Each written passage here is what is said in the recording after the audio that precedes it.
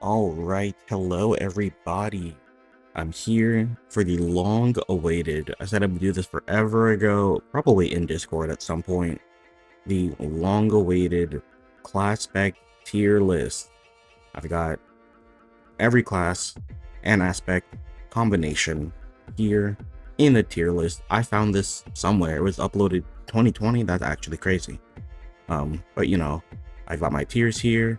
Must have, great pick, useful, situational, not needed but not bad, and the kind of useless ones. I'm of the mindset that there is no bad class spec, none that is objectively bad.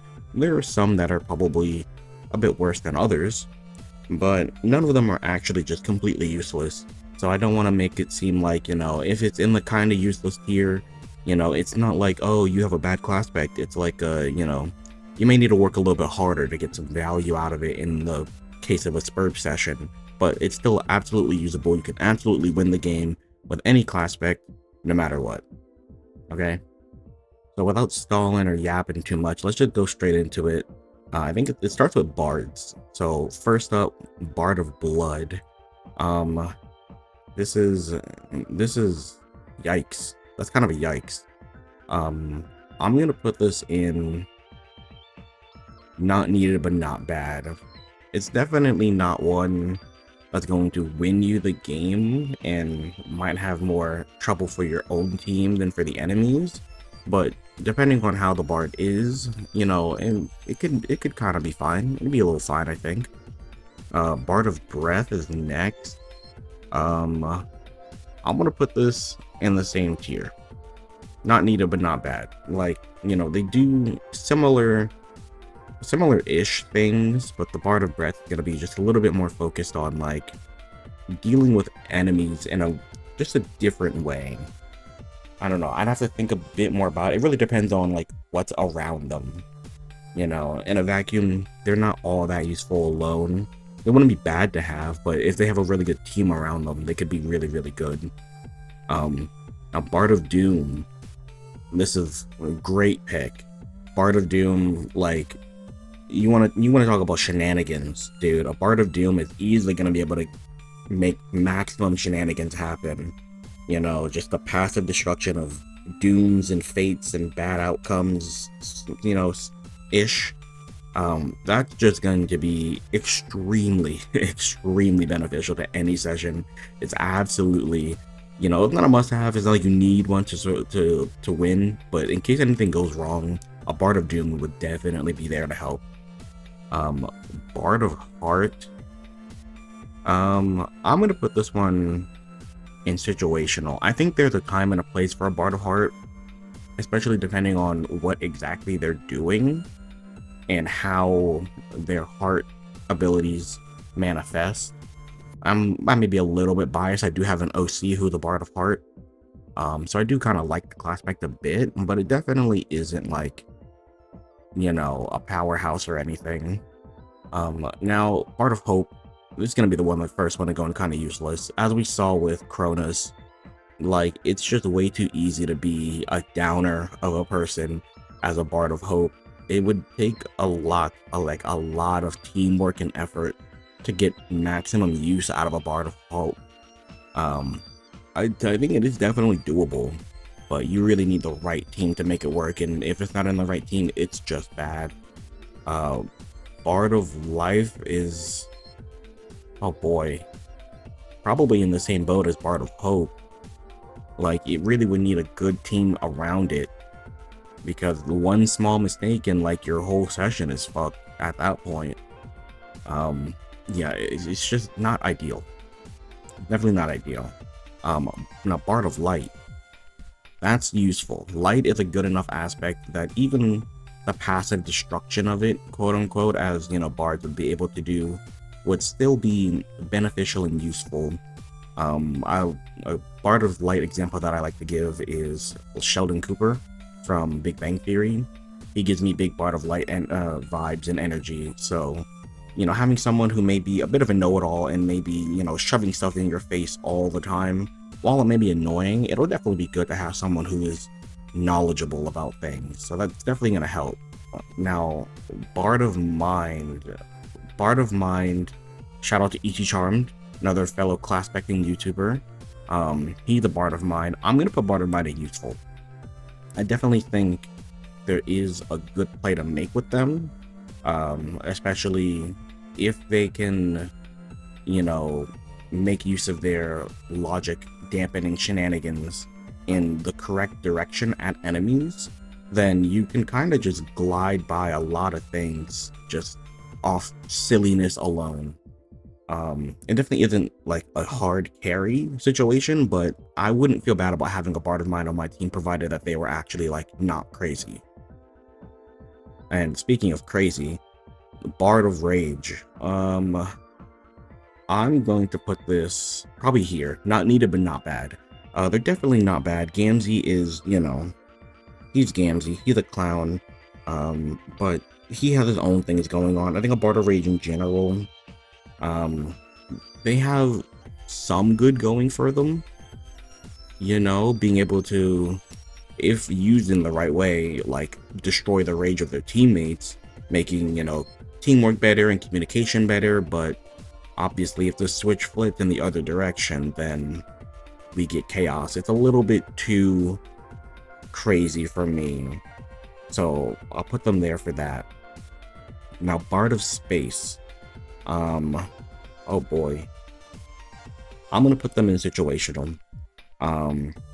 As long as they're not out here just destroying frogs for no reason, I think they definitely are good. Like, a destruction class and the ability to control space is kind of huge. Like, imagine teleporting by just making wormholes all over the place type of vibe. It's definitely interesting, and I think it'd be harder to fuck it up than other bards, but you could still fuck it up, you know. So now, Bard of Time. I mean, it is a time player, so they do get access to the scratch. I'm probably gonna put them with Bard of Space, situational, because they are able to scratch things. That gives them just a bit more inherent value than some of the other ones below. And if anything, they may be really, really good at the scratch because of the destruction-based nature. So that's that. And then last Bard, Bard of Void. Honestly, I'm gonna put this up here with Bard of Doom. And great pick. Like, being able to destroy the void, as we saw with Roxy, who was able to not even destroy the void, but just like reach in and pull things out of the void using rogue powers. I think being able to just destroy the void and manifest things that you want from the void a bit easier would be really, really handy. Not to mention they could have a really good, you know, information gathering side to them, same as the Bard of Light, in, you know, getting rid of secrets, getting rid of obfuscation, and just making sure the team is all on the same page and they can kind of use the void as their cheat code. Okay, so that's it for bards.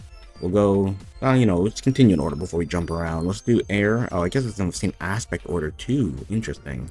Air of Blood. Honestly, Air of Blood will go up here. It's a great pick to have so long as the team's composition is good, everyone is friends, and all the bonds are strong. The Air of Blood would be a really, really strong person to have around. Now, in the case that they're in not so good a situation, maybe they don't have a whole lot of people around to reinforce them, like, they really are the manifestation of my friends are my power. So without friends, if in a situation where, you know, they're highly antagonistic or people antagonistic towards them and they don't have anyone really around to empower them, they would be easily and useless.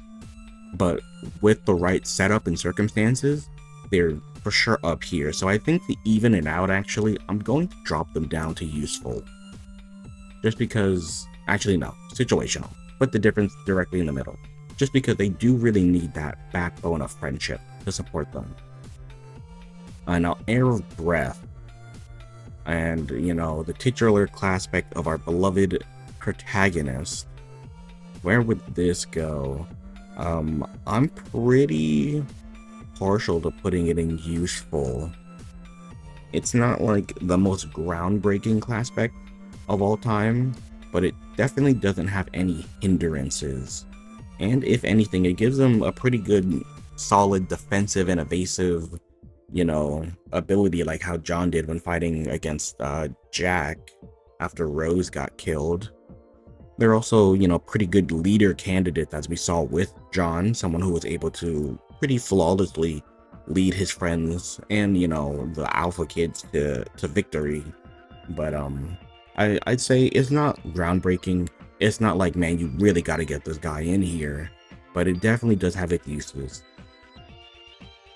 Now, Air of Doom, probably here. Not needed, but not bad. They're here. They have Doom powers.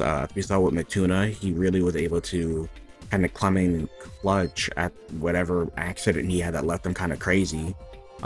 So the self-sacrifice route of it is interesting and good in its own right, but definitely can be, you have to be a bit wary about it. So they're not horrible, but it really depends on what else is around them to help maintain them.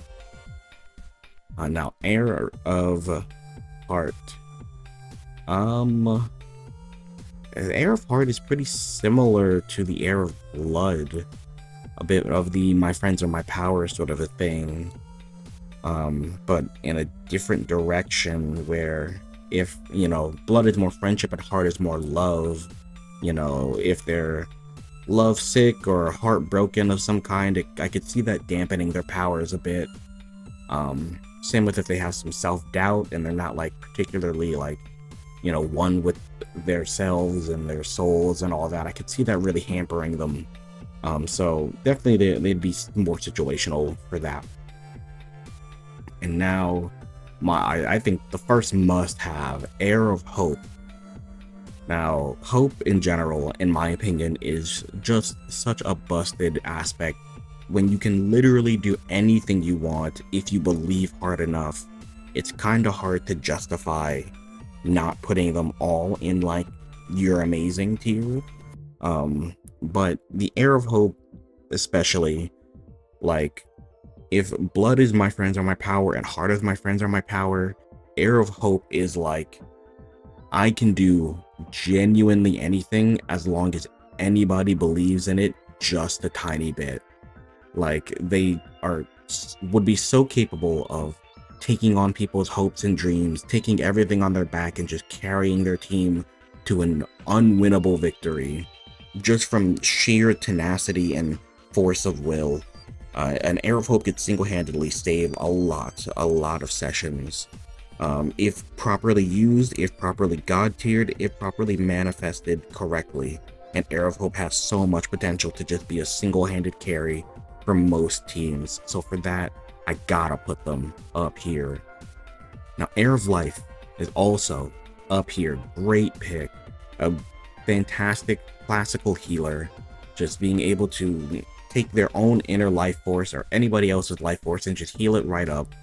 Life is in general just another really useful class to have, or another really useful aspect to have, just because like the healing is there. The healing is going to be so nice in situations when you need it, especially if you can heal them fast enough that they don't just die, like in the case of how Jane was healing people during Collide.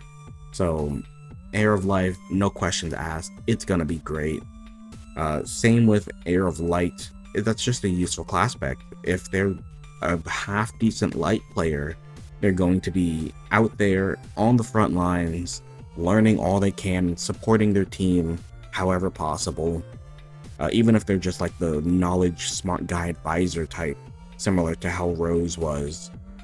That's really all you kind of need from a light player is the information and, you know, drive to get things done smartly. And even if they are focused more on like the luck aspect of light, like Vriska, having someone who is just inherently a good luck charm walking around all the time, yeah, I'll take that any day of the week. That's pretty great. Now, Air of Mind. This one is interesting. I'm gonna put it more here. Not needed, but not bad. It's definitely, you know, less crazy than some of the other airs we've talked about. If they're able to get their shit together well enough and kind of be like a more supportive backbone for their team, I can see them definitely coming in handy. with the whole like choice-based mind aspects like Terezi had with her coin, being able to see like divine outcomes of how things are going to go for their team members. That would be a big help, but it's really not like super necessary, and they really wouldn't be the best at it, but they'd have their own way of being really good at it. So for that, they're not down here, but they're definitely not crazy. Now, Air of Rage, I'm going to put them honestly in useful. I want to put them up here in great pick, but they would be a bit more situational. Having someone who is just like, you know, your aggressive, like you can do it cheerleader that an Air of Rage would be, because of course Rage isn't just angry, mad, you know, negative. Like it's also like a form of passion and expression, and having someone who's so outwardly passionate would be such a good thing to have on a team of people who maybe they're going through a slump, maybe the team is having a rough time. The Air of Rage would really be able to pick people up and like, let's get this shit going. So I'm gonna put them in useful. Now, Aerospace. Aerospace is an interesting one, mostly because unrelated to most things, the Aerospace is actually the most common class spec in my Discord, which you can find the link to here. So Aerospace, there's something about Aerospace. They seem to be pretty common. There seem to be a lot of them. I even have an OC who's in Aerospace, which you can see here. But I think overall, you can't really go all that wrong with an Aerospace. I think I'm going to put them up here in great pick. Just being able to be so in tune with your aspect as an air would be. I can see an Aerospace being able to do frog breeding solo. Like, they really wouldn't need any help. They are just kind of attuned to and following their spacey nature and needs. So having an independent space player like that, if there is no knight to help out or no one else can help them out, would be a great boon to have. So it would just be, they would just be self-sufficient in that way. Like a loner, but like a loner in the good way, that they can kind of just lock in and get their stuff done. So for that, I think them in great pick really makes sense. Now, Air of Time, I mean, it's a time player, so you get your scratch, you can do what you need to do. They're definitely very good. Do I put them in must-have? Like, I think I do. You know, being an heir and, you know, inheriting, quote unquote, you know, your aspect in such a way, however you want to define it, being able to do that for stable time loops, timelines, keeping track of things, timing things out would be so useful to have. You know, in the case of, you know, maybe the reckoning is happening, I could see them having a perfect account or a perfect timeline of when everything needs to happen, being able to line everything up perfectly to get everything where they need to be. They would really be so adept at keeping the timeline in order. So for that, I gotta give them a must-have. They're really good for that. And now Arrow Void, boy. Now Void is a good aspect, but as we saw with Equius, he kind of just went away, and there was really not much he could do about it, and there's not much he did in general. So it's really weird. I part of me wants to put them in kind of useless, just because like you're doing nothing a lot of the time until like you need to do one thing, and then you do one thing really well. So I think for that, I think they kind of deserve it. They do their one thing really, really good, but most of the time they're gonna be kind of just chilling in the background, making smaller movements and smaller plans come to fruition, which is nothing wrong with that. But you can get that same effect with other things. So for now, they'll go here.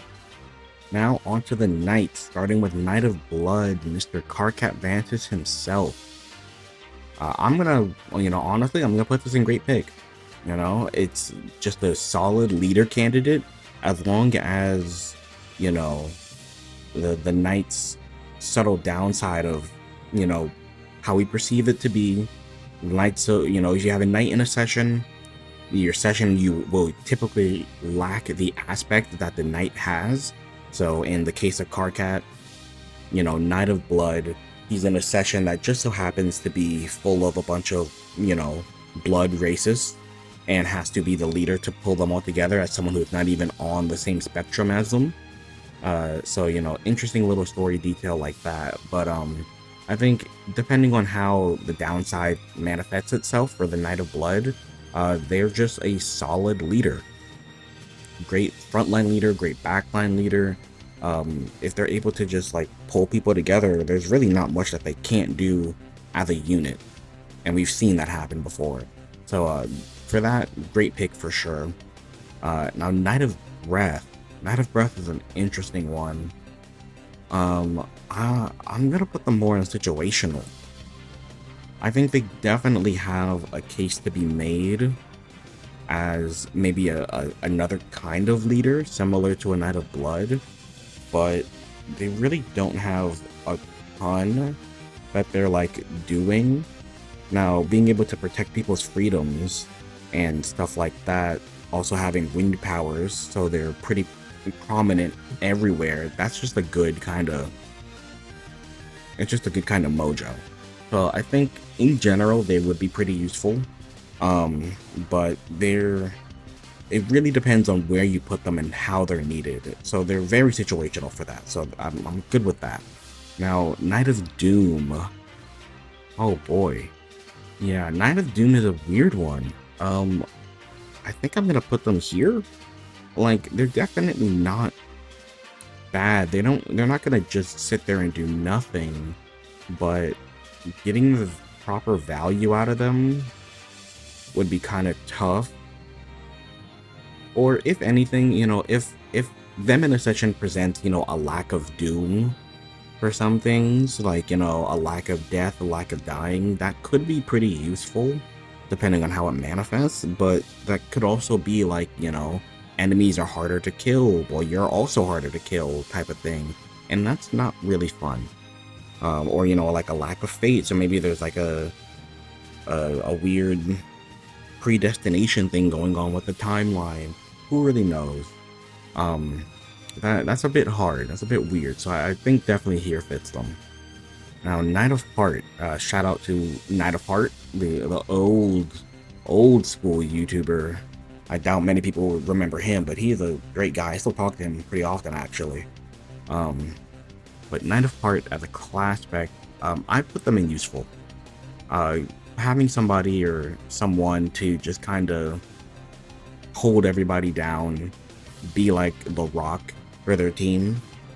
How they're manifesting a lack of heart may go, who knows? Maybe, people just aren't all that motivated, people aren't all that spirited, people have a lot of, self-doubts or insecurities. Having someone who can kind of champion you and like those around you, being like a good rally point, would be really good to have. Now, a Knight of Hope, I'm just gonna put it up there. Like, it's a hope player. They're gonna be able to do whatever they need. A Knight of Hope is going to be able to manifest, whatever it is that their team is doubting and down on, to reinforce them, reinvigorate them, fight enemies. Like, of course, now the major downside being a lack of hope means maybe their team is prone to giving up easily. Maybe their team is prone to not believing in themselves or the team. So that may hamper the Knight's ability to act. But as long as the Knight themselves have the conviction and the morale to keep going and keep fighting, there's really nothing that's going to be able to stop a Knight of Hope from just kind of kicking your ass and however they want to do it. Now, a Knight of Life. I'm gonna put this in a great pick. A Knight of Life would just be so useful to have, like an offensive bulwark, like a real like frontline tank healer kind of a Classpect. In addition to just being that wall you need, a lack of life could manifest itself in a lot of different ways. Maybe a lack of growth and change for people. Who really knows with that aspect of it? But life players in general are just really good to have. It's kind of hard to pass up on one in general. So I think definitely they're a great pick to have no matter the circumstance. Now, a Knight of Light. I'm definitely gonna put them more in situational. They're definitely going to be good. And light players just in general are pretty nice. Just having information. Information is always such a useful weapon to have. But the downside of having less of that information to have, so while they may be really good at using the information, getting it being harder really kind of makes it a tough sell. I won't lie, it's a tough sell. But they're definitely good as long as they can have some backup to support their shenanigans. Now, Knight of Mind, good old Latula herself. I'm probably gonna put it here. It's okay. There's definitely nothing crazy going on here. There's definitely nothing insane that they're doing. Protecting mind and protecting people's minds and choices are definitely good in some scenarios. It really would depend on what their main enemy is and what they're fighting and how things are going, if they would really be all that useful, because a lack of mind, a lack of logic and choices, and that just sounds detrimental. A lack of options to doing things, everything's got to be done the right way, and without a good time player, that could be really, really harmful. So definitely here is warranted. Now, Knight of Rage. I'm kind of partial to the Knight of Rage. I do really like the Knight of Rage. I think I'm gonna put them up here. I think, a lack of rage in a session is kind of great. People are working together more easily. People are working together more easily. People are doing what they need to do, hopefully better. Now that could also be a lack of motivation, a lack of passion, a lack of drive, as rage can tend to be interpreted as. But I think honestly, having it, having someone there who's able to weaponize their own rage and anger and protecting people against other, enemies' rage and anger, like that is just so strong. And there's so much you can do with just pure hate energy that a Knight of Rage would just be able to channel and dish out however they need to. So for that, they're definitely a great pick in my eyes. Knight of Space. Now, Knight of Space is kind of rough.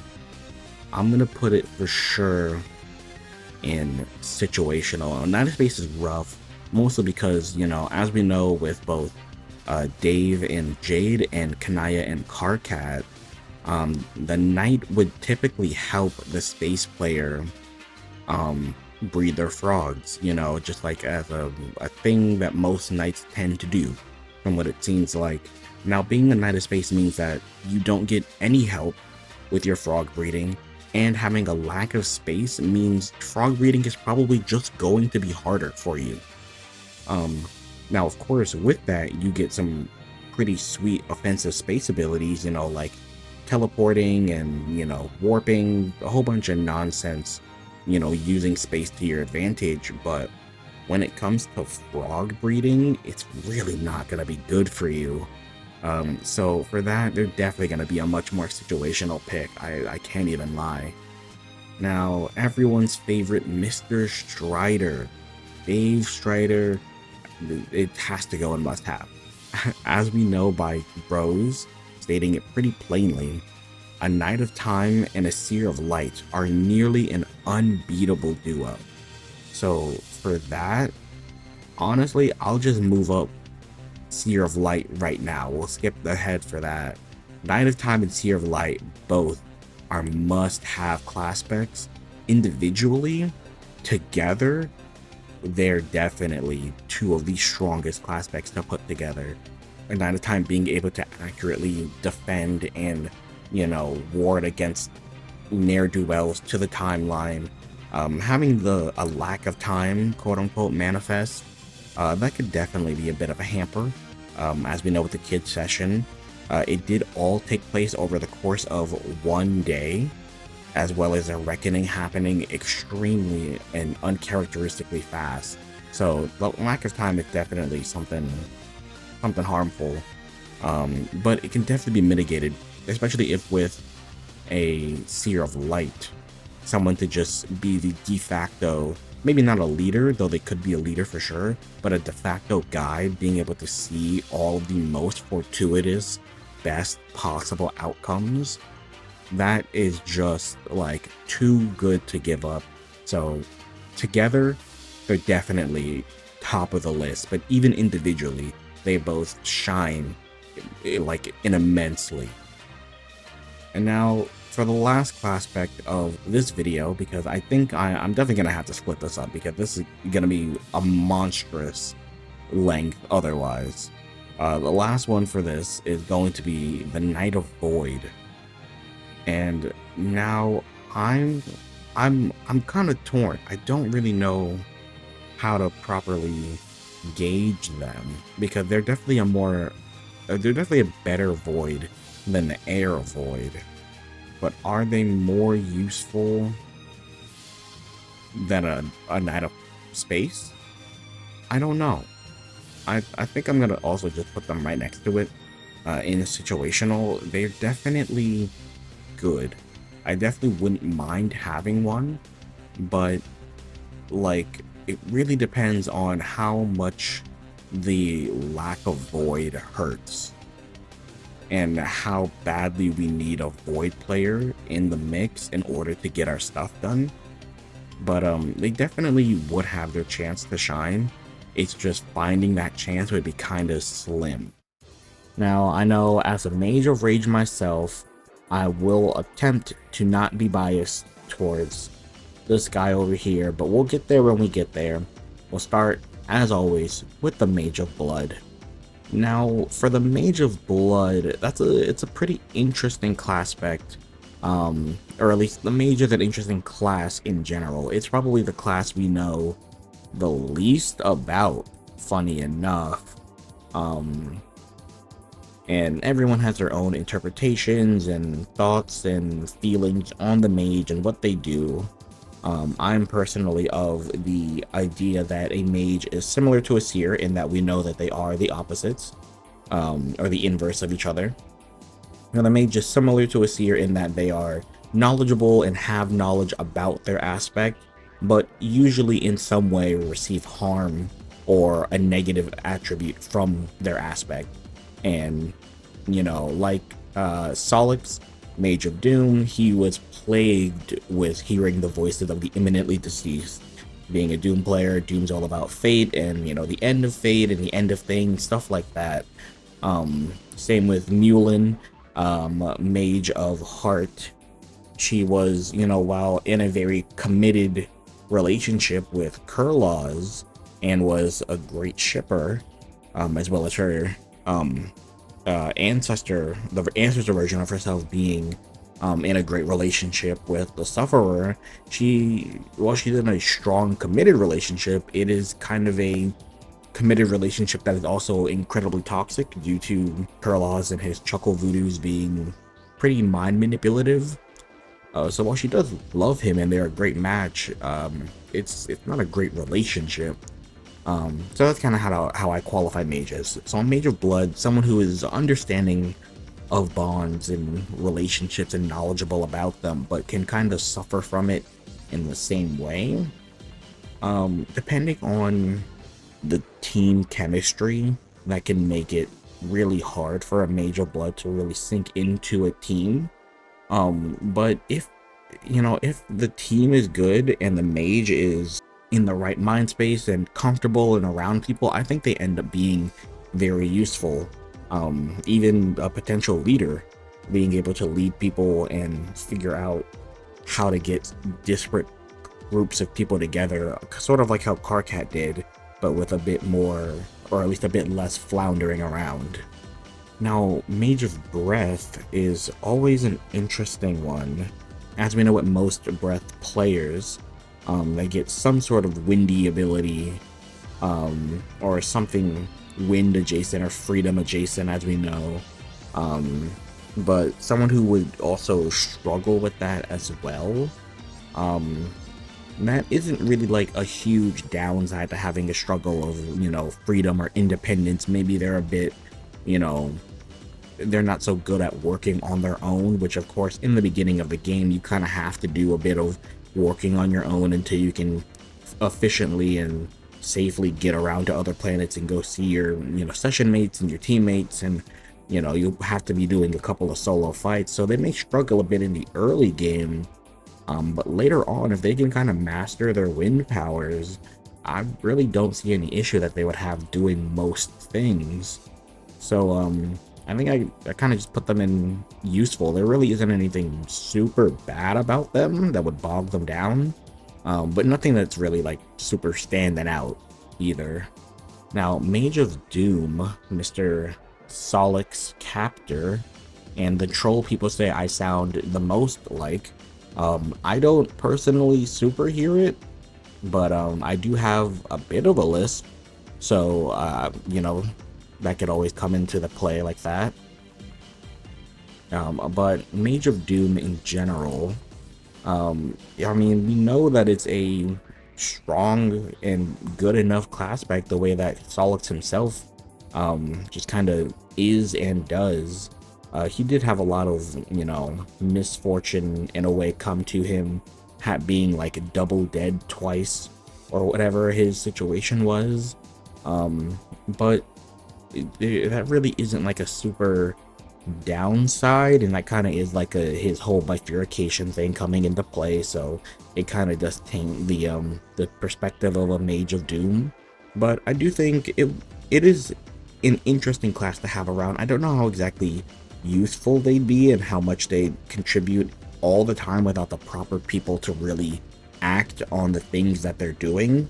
If they are, somewhat prophetic like Solix was, you really have to have a good team core to act on that. So I think I'm gonna kind of put them in a more situational tier. I feel like they really do have the chance to be good and shine, but you really have to build that community around them. And speaking of canon mages, here we go, Mage of Heart, good old Mulin, as I said before. Now, Mage of Heart, and I feel like a lot of Heart class specs in general are just pretty good. Heart is just a really good aspect in my eyes. The ability just to almost manifest your own soul and willpower in a way as Heart can represent. It's not, the end-all be-all of Heart, as we see with Dirk, but this soul aspect and the aspect of love that comes along with it can be really strong. So I could see a Mage of Heart being like a leader through love rather than through fear, even if they are very unsure of themselves in a lot of instances. That being said, though, I think they really do have a lot of potential. It may be a bit hard for them to come into that potential, though, so for that I'll also put them in situational. Now, a Mage of Hope, as I say all the time, Hope, just disgustingly broken aspect. The ramifications of having Hope and fucking it up is, quite frankly, pretty horrendous on the Hope player. And I know, of course, I have the Bard of Hope down here. I mean, that's from a whole lot of things, but the Mage of Hope suffers kind of similarly to the Bard, where they need to be able to really believe in the things they believe are going to happen, where otherwise, if for whatever reason they're negatively impacted by their hopes, trying to manifest but never quite getting it right, or never fully believing in it, just kind of being like an 80% belief, and things come out a little wonky because of that, that can lead to some pretty big ramifications in their power level, which, while not game ending, can be really frustrating if you needed a headstrong, good Hope anchor. So for that, I think I'm gonna kind of put them also in situational, funny enough. It is just really unfortunate that the downside of the mage can really lead to the class spec being a bit bogged down. It's a bit hard to get use out of mages, depending on how I call it the mage's curse, how that kind of manifests in the way that they're negatively impacted by their aspect. But either way, we have the Mage of Life next, and life is also a great aspect. There's never really anything wrong with healing, and even being negatively impacted by life in whatever scenario that may presents itself, maybe an inflexibility of character or someone who isn't willing to change their ways, stuff like that, sort of like how Jane was, where she was kind of a stick in the mud sometimes. If a Mage of Life is like that, that is annoying to deal with, but that can be worked through and dealt with a bit better than some of the other downsides. And again, even if they are a bit of a stick in the mud, that doesn't mean that they're not going to provide pretty good value just from being able to heal people in general. So for that, I'll put the Mage of Life for sure in useful. You really can't go wrong with a life player in general unless something catastrophic is happening. Now, Mage of Light is interesting. I really like the vibe that a Mage of Light gives me. They feel sort of like a Seer of Light in the way that if properly used and directed and comboed with something else, they really are standout superstars in their field. Even with the downside that the mages may tend to have, it really just doesn't hold it back enough to not be a great addition to any team composition. Being able to be a scholar, and not just a scholar, but someone who can know and find things out, information, knowledge, fortune, and go after it and make it a reality by being an active class and really leading the charge, means that getting behind a Mage of Light, even on their bad days, is never really a bad option. So for that, I really got to put it in great pick. It really just is so solid. Now, Mage of Mind, another interesting one. Mind is kind of a hard aspect to deal with because it can be so many things. It is fairly nebulous, but not in a bad way. Mage of Mind, I kind of don't see where they easily slot into a team. Having someone who is able to triple check a plan, make sure everything can go off without a hitch, is always a good spot to be in. Having someone who knows what's going to happen inside and out and have a great feel for the way things need to be, being able to be in charge of those choices when they come in handy would be great. Now, if they struggle getting to the choices, that can be kind of tough. But even then, even if it takes them a bit longer to make the decision, being able to stick to it immensely once it's done is pretty huge. You know, now that I ration it out to myself, so I think I'd kind of put them in. I think I'd put them. I think I would like useful. I think they for sure do have a place. Granted that they have the time to properly cook what they need. Once they can get cooking, they probably will be a very good asset to have. And now the all-star champion, the Mage of Rage. Let's just go up there with that. And psych, you thought. Now, I know, I'm biased. The Mage of Rage is my own Classpect. And while I do have great love and pride for my Classpect, I can be realistic and say there's really not much that a Mage of Rage is doing to really help a session. There is the obvious benefits and upsides of Rage as an aspect, being, you know, single-minded determination, passion, and willpower. Being able to direct that in people and knowing how to push buttons in order to get people to do what you want and do it effectively is really good. And having the subtle ability to even influence enemies and get them off their game, get them off their high horse to get them to an easier place to be, knowing how to goad and taunt and manipulate, you know, fear and vibes of an energy and situations is great.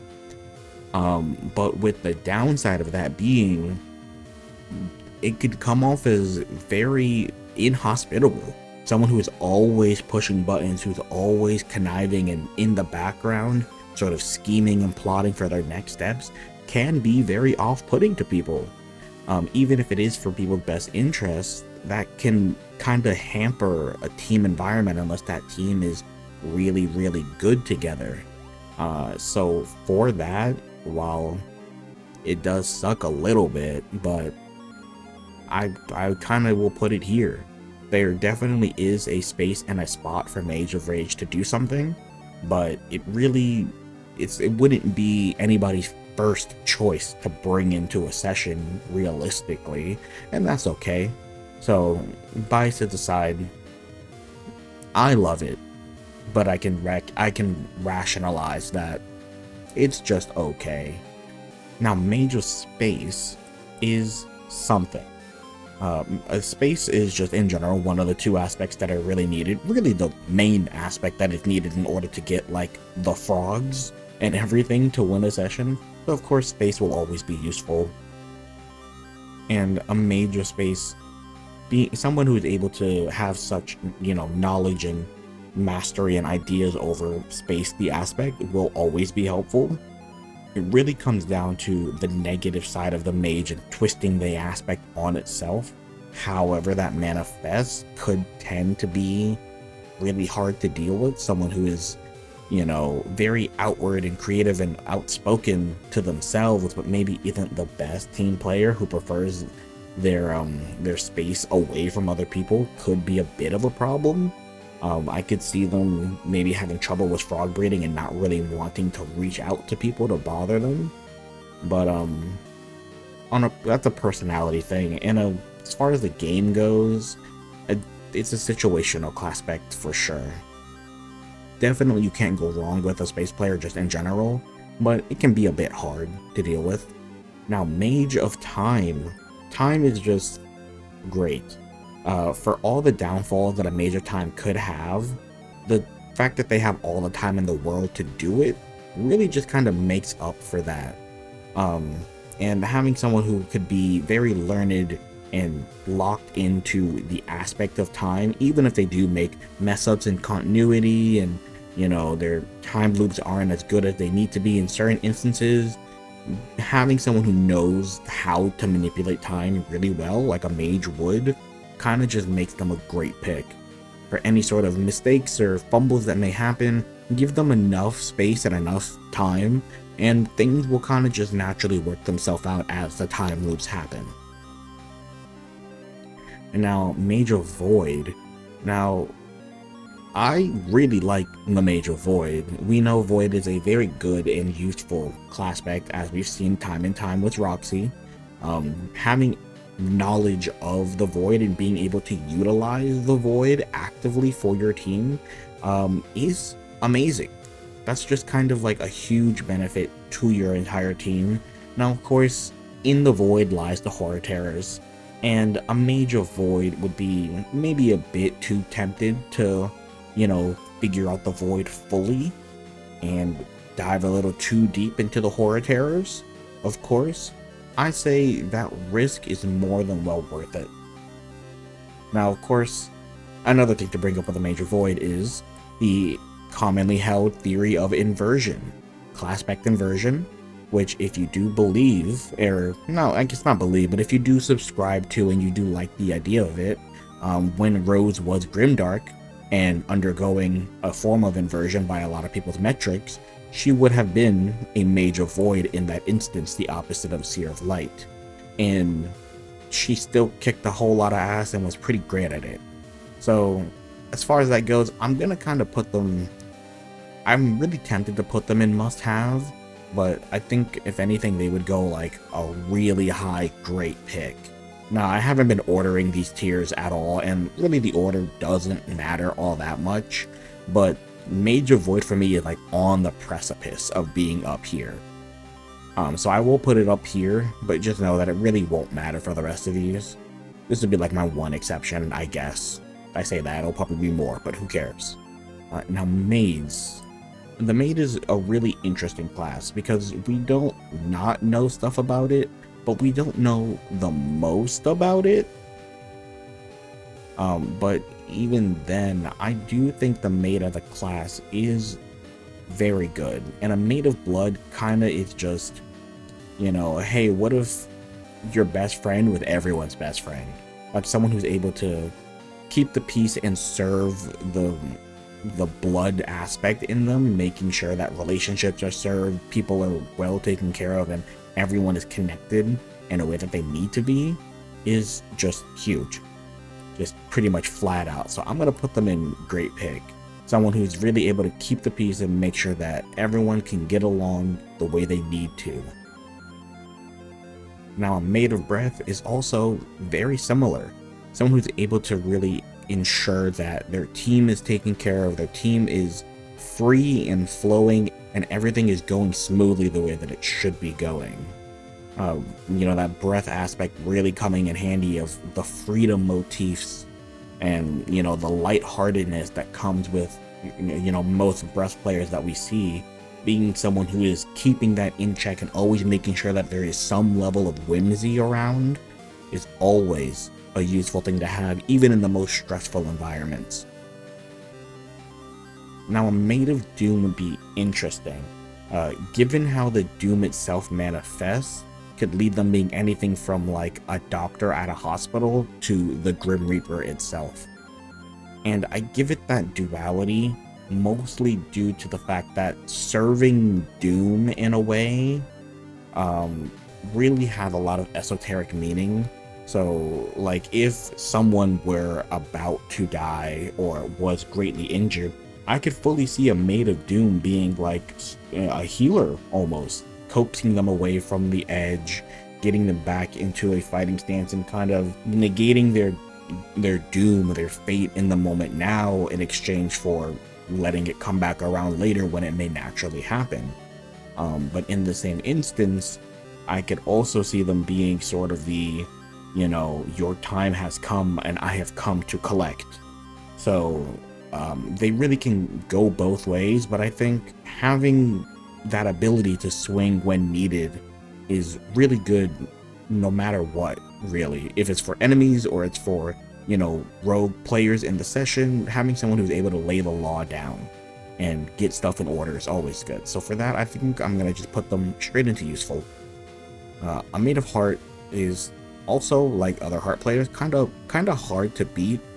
Someone who's able to serve and keep track of and ensure that things go smoothly with matters of the heart, love, relationships, stuff like that, but then also the self-importance and the self-soul aspect of Heart is also really big and really nothing to sneeze at. So someone who's able to make you always feel like yourself, someone who's always able to make you feel good about who you are, you really can't go wrong with that. Now, of course, here we go. It's another Hope player. Let's say it. Hope is crazy. They go into a must-have pick. Here's why. The Maid of Hope, someone who is going to serve your greatest hopes and dreams. The more you hope and wish and plead and beg for something to happen, the more you are just feeding into directly what the Maid of Hope is made to do. Serve you and your hopes. The more a team is desperate and the more someone or something is down bad, just the stronger they get. So in moments of pure desperation is when the Maid of Hope is at its absolute pinnacle. And for that, the ability to trump damn near whatever they want given the situation, yeah, they're definitely a must-have Classpect on top of being able to do whatever else they could or want to do.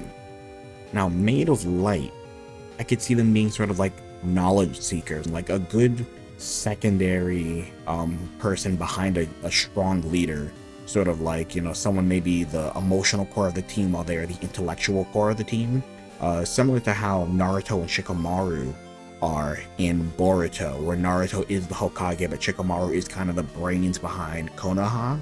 That's exactly how I see the Maid of Light going. So that's, again, another one in useful. It's, the maids are just are great. It's a great bunch of Classpects. Now, Maid of Life, dear old sweet Janie, as we saw from, really Jane at all points in later Act 6, her healing ability was truly insane. While she was Procker tier, you know, brainwashed by the Condes, and when she wasn't, even just like in Collide while she was healing people, her healing was like super general, super strong, super easy to do.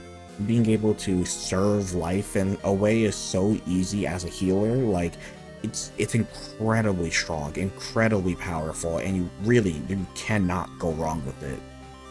If you have the chance to have one, you definitely should pick it because it is just a straight up healing machine.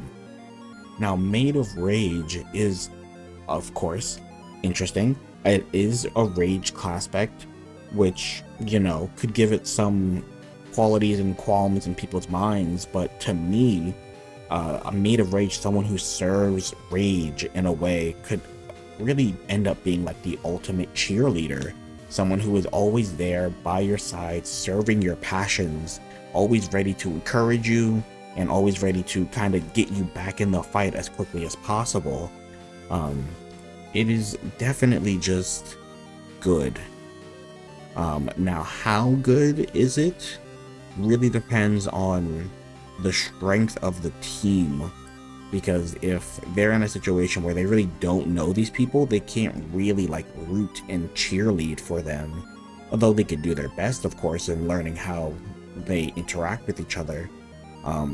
But even with that little snafu, really, as long as they're able to do their job, or, you know, the maid's function of serving their aspect, serving someone's rage, have so many applications to it. It really is hard for it to just not be useful in some way. Now, the Maid of Space, really, it's another one that is just good. Someone who serves space. I mean, Maid of Space wasn't, I'm pretty sure Porum was a Maid of Space, if I'm correct about that. So, you know, we have Dear Sweet Porum, and, you know, while the Dancestors are, you know, the Dancestor, that you can say whatever you want about them and how they're included in the story, Porum is a great character. And the Maid of Space, I also feel, would just kind of be good. Someone who serves space, serves creativity, and, you know, stuff like that. The things that space kind of represents, that freedom of a new life and creative passions, what have you. But the serving aspect of space would really make it a great pick. They may even be, you know, like fine enough to do frog breeding without even the help of a knight, as long as they're in service to what they're trying to do at all times. I could see them kind of pulling out on their own. Not to say that a knight wouldn't be helpful, definitely would be, but if there were no knight, I'd give my money to a Maid of Space. Now, the Maid of Time, good old Aradia. Now, with the Maid of Time, we already know it's pretty good. Someone who's able to serve time and help plans happen, coordinate timelines, coordinate this. They really are a multitasking badass. There really wouldn't be much that they couldn't just kind of help nudge into play here and nudge into play there. The timeline management aspect of the game of Spurb is greatly underlooked, I think, and having a good time player on a team will do you wonders. So I can't help but put it also in a must-have, someone who really knows and is able to get the timeline under control in the way that Aradia was. Even when she wasn't god tiered, just as Aradia bots, an army of time traveling robots, that's crazy. Always right when they needed to be was insane. Like, the value is just too strong not to have. Now here we go, the Maid of Void. Void, great aspect. Serving the Void, that sounds good, but could also be a little bit scary, depending on how deep they go into the Void. If they do end up running into the horror terrors and are influenced by them, that could be a bit of a sticky situation to get out of. Now, of course, that doesn't mean that they're going to be taken over by the horror terrorists the second they go out there. You know, of course not, but it brings a little bit of worry. But if they're able to resist the call of the horror terrors, being able to use the Void as a tool is insane, you know. The void is so limitless and has so many potentials. We already know that people use it for transportation with the fenestrated planes that Roxy had. So letting a made of void be able to do that just to serve their team through the void very literally for fast travel would just be crazy. So it's kind of hard not to also put them in useful. It really is dawning on me how kind of solid of a class Maid is. Really, none of them are all that horrible. They really all have their moments to shine. And now here we go, closing out Maids. Maid of Mind. And with this, we get another one where the operative verb of the maid is to serve. And, you know, serving mind, serving choices and decisions and logic, they sound just like an amazing leader.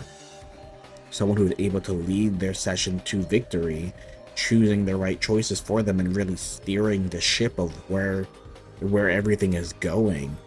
And really for that, it's another case where I feel like it can't be anything other than just something useful to have. Mind can be a really tough class spec to really nail down, but give it something where it's meant to thrive in helping others greatly, and I feel like Mind really is an amazing class spec in a lot of, or an amazing aspect in a lot of ways. And now here we go onto the pages, a hotly debated topic, and we can jump straight in to the Page of Blood. And now, you know, as I say all the time with the page, the defining characteristic of the page is the journey they go on. The journey is always the most important part.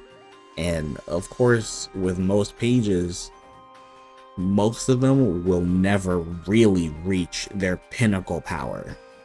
So how does that affect, you know, them in a spurred session if most of them, in my opinion, won't be reaching their ideal power level? How do you even get value from them? And well, the answer to that for me is simple. Just because they may not be god tiering or have the most value immediately doesn't mean that there isn't any value that they can garner or gain, as we see with Tavros, who I'll actually even start with Page of Breath first. While he did not do much during their session in the way of, you know, god tiering or, you know, helping out the other teammates and all that, we do know he was present for the fight against the Black King, which means that he had some combat prowess and was able to hold his own to some degree at least. And in doing so, him going on his afterlife journey in the dream bubbles to eventually amass the army to fight against Lord English is huge. That is a huge like ending of his character arc, being this someone who's independent to make a revolutionary army of ghosts, pretty much. So we know pages have the potential eventually, even if it takes a little bit and it's going to take a while, it's going to be worth it. And so the payoff can really justify the means. The ends really justify the means for the page. So I'll even start with Page of Breath first, and I'm gonna put Page of Breath in useful. Having someone who can unlock that inner freedom, rebellious spirit in a game where you're fighting against a totalitarian regime of the Black King is kind of just like a match made in heaven. You know, now of course it'll take them a bit to get there, and because they're, you know, they're a breath class spec, they may be a bit more loosey-goosey with how they get there than other class specs and other pages, but the fact that they are so meant to fight against what the Black King represents in a way, it's just a no-brainer for me. Now the same can go for the Page of Blood, someone who is able to embody their aspect in such a way that they are, you know, the bastion of togetherness and camaraderie and bonds within their session. While they may not get immediate value again, even if they're trying their hardest to bring people together, that's really what matters in the moment. So I will again put them in useful right next to the Page of Blood. Now the Page of Doom can be a bit harder than those last two to quantify, because Pages we don't know a ton about, and Doom we also are pretty murky on.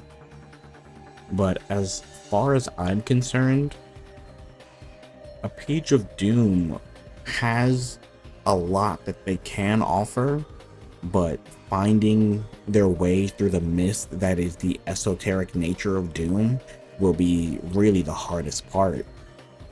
It is in my eyes that the Page is one who sort of preserves and embodies the spirit and the heart of their aspect in a way, and the preservation of Doom is important for order and, you know, rules and the end of all things to kind of needs to exist. But in doing so, it may seem like self-sacrifice may be the best way forward for a Page of Doom in a lot of ways, which can lead them to being a bit more situational in how they're played in a session. Though I do think there is, of course, great potential for Pages of Doom. Getting through the mist of the Doom itself is the greatest challenge. And now Page of Heart, the Classpect for everyone who's ever been doubting themselves and their Classpect ever. It feels like a very easy Classpect to give out, because a lot of people are really unsure about a lot of things of their life, and, you know, the unsure nature of pages that, or the unsure nature that pages tend to have, can kind of lead them to feeling like the Page of Heart is almost a de facto poster child of the page. But even with all that, Heart is such a good aspect that I'm willing and able to really overlook a lot of the self-doubt that a Page of Heart would have, even more so than other pages would have, because as soon as they're able to really lock that in and on their way through, kind of reinforcing all the people around them to to boost themselves, like, they're going places. So I'm gonna easily put them in useful. So now here we go with the Classpect of the potential man himself, the Page of Hope. Now, of course, like all Hope classes, it's Hope. It's really hard to really fuck it up, but we do have pretty much direct confirmation that the Page of Hope is so good, so potentially good. The potential is so high for them that they even have what it takes to rival master classes if properly maneuvered and properly awakened. So for that, it is potential, man. It is a must-have Classpect, is what I want to say, but it is really hard to justify it as something that is a must-have when the guy who has the Classpect, like, on top of, you know, getting a power boost handed to him and him still not even being like the strongest guy in the room, even after getting a force-fed power boost, like, dude, the fact that their power lives and dies by their own hope, and the pages themselves being a bit more meek than others, really kind of drags it down. And not being able to just instantly tap into that hope power that everyone else can, and the fact that while of course Jake had great contributions like Brain Ghost Dirk and making a whole other splinter of Dirk that was a fully tangible human being that had his own, you know, thoughts, feelings, emotions, and its own agency, that's insane. Brain Ghost Dirk was really only useful in like a few scenarios. Even though he was very useful in those scenarios, it really was hard to get Jake to get what he needed to get done. And of course that's a Jake thing and not really a Classpect thing, but they can kind of go hand in hand. So for that, I would like to put them in must-have, but the fact that the page's journey just really eats away at the potential of the hope aspect, I have to bump them down into at least useful. I think there is not, oh, like they aren't just useless, but you know, getting that real value out of them is going to be immensely hard. And now that we're done with Potential Man, the Page of Life can come in to save me. I kind of really like this Classpect. It just feels like an even better version of like a healer, or what a healer should be doing. Really being able to embody that life aspect, the preservation of the life that a Page of Life would be doing, even before God tiering, would be really, just really strong and potent to have. I have to put it in great pick. It just feels like they would be so immensely like protective and care for their session, that their healing would really shine through, even if they didn't know how to properly channel it. Now, Page of Light is interesting, and for a few reasons, mostly being that, you know, a lot of pages tend to be very unsure of themselves. So Page of Light being someone who is like a very smart person, a very intellectual person, who really doesn't believe that, or maybe, you know, maybe they don't believe that they are all that intellectual, or they doubt what they know, but, you know, still get a lot of things right, or get lucky a lot of the time. Even if they aren't feeling all that great about it in the moment, it's still hard to say that, oh, there's nothing here, because there's absolutely something here. So I will put them at least in, I put them in useful. I do think there is definitely a place for them, even if they don't think there's a place for them, and how smart they really are. And now, the Page of Mind, I'm gonna be real, this one feels like one of the most situational pages. If anything, I could even put them down here. You know, Mind is about logic, choice, you know, stuff like that, like brain power, cerebralness, being able to think things through and be one step ahead, and having someone who is always fumbling around to be one step ahead, at least for a while in their development, will be a major hamper to making actual plans. So they're just barely saved by the fact that the pages can, you know, end up being so good and talented at what they do. Otherwise, they'd be down here. But I will put it up here just because the end game promise will be a bit better. Now, Page of Rage, another, you know, one of the few class specs that rhyme along with Mage of Rage and I think Knight of Light. I think those are like the three real ones that rhyme together. But either way, the Page of Rage themselves, I think this is a really slept on class spec, and one that not really anybody talks about. You know, having someone who's dedicated to preserving the rage, preserving the anger, the passion in other people, it really makes them such a good like team player, and like a very vital sort of, in, you know, for using video game terms, like a buffer in a sense, someone who's giving out, you know, buffs to their team and really helping people along. I really will put, I really do think they're slept on. They really do seem like a great pick to have. Because even though they may not be doing much, you know, ability wise, their general attitude would just be good to have around. Now, the Page of Space, oh, poor sweet Page of Space. You know, if frog breeding was hard, like the journey, the fact that they have to scour a planet for frogs, if they don't get help on their frog breeding, they may as well just be useless, because the frog breeding already takes so much time and so much effort, and, you know, we know that Kanaya and Karkat even, it took them a long time to do a lot of their frog breeding. And if they don't have, like, if the page of space doesn't have a good time player or an immaculate knight with them, the frog breeding just may never happen. Low key, the journey of them going to get all the frogs would be the page's journey that they go on, most likely.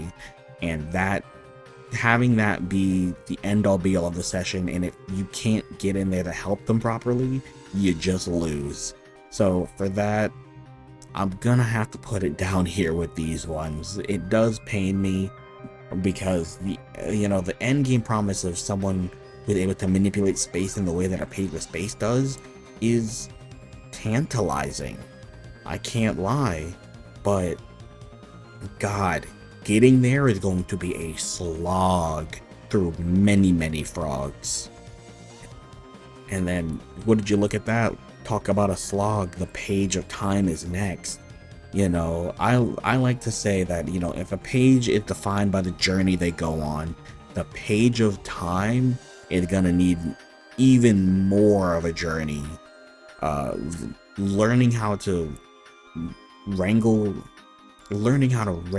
timelines, learning how to even time travel in the first place, you know, having to go on a multi-timeline adventure for your page's journey that sounds like so insanely difficult. It really depends on how good the page is at picking up the timeline shenanigans, which if they're like any other page, they probably really won't be all that good at it, because it's not like a person-to-person thing they have to learn. It's like a skill set. It's something they really need to learn and cultivate over time. And until they can really get their time travel in order, it's gonna be really hard. But I don't think they're as boned as the page of space is, because they can, once they get the ball rolling, it kind of just rolls faster and faster. So for that, I'll put them not needed but not bad, but definitely on, you gotta look out for those for sure. And now to end off the video and end off the page category, the page of void, which I do have a page of void OC. You can see him on the screen right here. I did also forget to mention that I do have a major void OC. He's not a Sona. He's not a Sona of any kind. He is an OC, but that's neither here nor there. But page of void, I have been of the mindset of a long time, even before that I initially met Horus, the page of void in the comic itself, that a page of void would be, and you know, no offense to all my page of the void out there, the most useless Classpect of the bunch, which is the reason that I made an OC who is a page of void, to really explore the idea of a Classpect that is really not meant to do anything. You know, the preservation of the void, the preservation of nothing, the preservation of, like, what is there to preserve if the void is just a void? So much like how Horus kind of sat around all session and did nothing, a page of void would be kind of like, there's no reason for you to be here. There's nothing for you to do. Now, of course, interesting character things can come into play. This is when, like, character building and world building come into play as far as, you know, a Classpect is concerned with the page of void. But from a raw, just like, what are you doing here? Bro thinks he's on the team and he's really not. There's really not much that a page of void can do, because their journey to do nothing means they sit around and do nothing. So the concept is hilarious and the sentiment is funny and it is just a joke. It really is hard to say that a page of void would do anything at all. Why would they? The journey is to get to nothing. So that said, like the kind of useless tier was made really with the Page of Void in mind. But you know, there's a few other things in here, but the Page of Void is a hilarious class spec to me. I love it so much, and I think it is the wimpiest little guy around. Here we got the Prince of Blood, which, you know, it sounds a little bit disconcerting. Someone who destroys bonds and relationships and stuff. So, you know, that could be a little tricky to have around, a little interesting in a lot of scenarios. But I think there's definitely a use for someone who knows how to do that, as long as they're doing it in the right direction. If they're constantly at war with their own team and stuff like that, that'll be a little bit bad, one could say. But I don't think you should count them out entirely. I feel like there's a lot of good uses they could have, just in general when it comes to like dealing with enemy opposition, especially with like the Black Queen and the Force of the Durst and the Black King and all that. I feel like they could be really good there. Now on to the Prince of Breath. Prince of Breath is interesting. I feel like a lot of the Breath class specs are very interesting in how they could possibly work. Someone who destroys freedoms, who destroys through their own freedom. That kind of feels like, depending on how independent this person is, if they really are like the kind of person who wants to be on their own, it kind of might be a little bit hard to justify them being really well in a team setting if they really want to just be on their own all the time. So that's not all that great. Now, on the power side of things, aside from like personality stuff, we already saw John was able to conjure a tornado strong enough to like burrow through Skya, so that way they could put the frog in there and all that. So if John, a passive air, is able to make a tornado that strong, I'm pretty certain a Prince of Breath, like purely offensively, is gonna be just fine, making insane amounts of wind damage to things. So like fighting wise, I think it's pretty good, but you know, not everything is just all combat, so I'm gonna put them in a bit more of a situational tier. Now the Prince of Doom, oh boy, now this is one of those ones. You know, Doom, Fate, Order, Death, loosely, and you know, being the destroyer of all of those things. Like, if all else fails, if for whatever reason your team just had a catastrophic end and you have a Prince of Doom, much like the Bard of Doom, you're out of dire straits. There's really like, they're such a fantastic healer in such a roundabout way. I really love the idea of a Prince of Doom just in general. They're just a great all-around class spec. They're missing on a few things to edge them into must-have. I think they're really, really good to have, but I don't think they're like super necessary. Same with like the Bard of Doom. They're pretty much like, you know, I mean, they're both destroyer classes, so there are a bit of similarities like that, but I think, you know, they're both really, really good to have, very strong class specs. And now here we go, Mr. Dirk Strider himself, the Prince of Heart. Now, you know, beyond canon and Homestuck 2 aside, because that's Dirk who's reached his ultimate self and done a whole bunch of extra nonsense. We're gonna leave that out of this and just talk about base Homestuck stuff. Prince of Heart, I think, is very useful as well. The concept of having the splinters, though I don't think it'll manifest as splinters for every Prince of Heart. Splinters in general is a really interesting idea for someone who has like a fragmented soul sort of a deal. So I feel like a Prince of Heart in that scenario, being able to destroy souls and, you know, killing ghosts, and how he was able to hurt Arania even with the Ring of Life on, being able to kind of hurt enemies whose physical body may not be able to be attacked, but attacking their soul directly is an insane value to have. Offensively and just being able to manipulate relationships in such a way.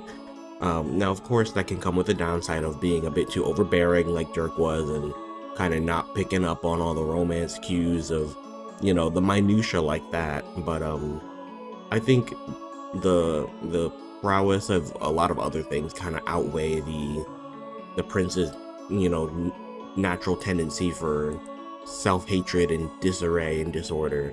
I definitely do think Prince of Heart has a lot to offer. Now, Prince of Hope, Mr. Aridin Empora, Prince of Hope has a lot of capability. Again, it's a Hope Classpect, so they're not going to be weak by any stretch of the imagination. But definitely, if you get a Prince of Hope who is a bit too gung-ho on the destruction of hope, and point that at the team, much like the Prince of Blood, it'll be kind of tough to deal with. But if you can get a Prince of Hope that is princely destructive in the right direction, like, they get really, really strong. Especially, if they can use their own hopes and delusions to empower themselves against something they really need to destroy, like, just the raw destructive verb of the prince being to destroy, like, that is going to carry them for miles. So I'm gonna put them in great pick, even though Aridin didn't fully utilize what he could do in the right direction. It doesn't nullify the fact that it's still a crazy good Classpect. Prince of Light is a tough one, because Light is just a great Classpect. And a Prince of Light, similar to a Bard of Light, I think is a pretty useful Classpect. It's kind of hard to be a not useful Light player. Destroying through information, getting rid of misinformations and, voids and obfuscation is always good, especially in a game like Spurb where things are so hidden and so hard to find. Having someone who is able to find those things and clear without any of a doubt, like, information up is really, really good. And now, Prince of Life. Prince of Life, I'm a big fan of the Prince of Life. In the one short that I made about Prince of Life, they're kind of just like Destroyers of Life.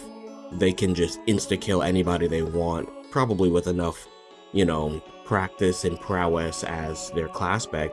So the offensive capability is through the roof already. That alone is just insane. Now, they also would be fantastic healers, similar to the Prince of Doom, purely by the way of, destroying through life. You destroy, death and harm and injury, stuff like that. So the utility of them being a great offense with a potential insta-kill to anything they want, to an amazing defense being just an immaculate healer. Just having one around in general is going to be a boon to your team, as long as, you guys are in accordance with each other. Now, the Prince of Mind. Now, I do actually have an OC who is a Prince of Mind. Unfortunately, I don't have any art of him, but he is like a dragon guy, for like a very specific roleplay I was doing with my friends at the time. We were all into this game called Flight Rising, which I think it's still around actually. But yeah, he was the dragon guy. I believe he was a pearl catcher was the name of his species of dragon, but that's neither here nor there. Prince of Mind, I think, has a lot of interesting uses. Destroyer of minds, destroyer of logic and choices. And utilized correctly, it can really like boil down a lot of options into a singular path, which, if needed, if in a situation where things are going awry and there's like a million options for the way forward, a Prince of Mind would be really good at just finding the best one, or at least distilling down the options to the most feasible and easiest to execute ones.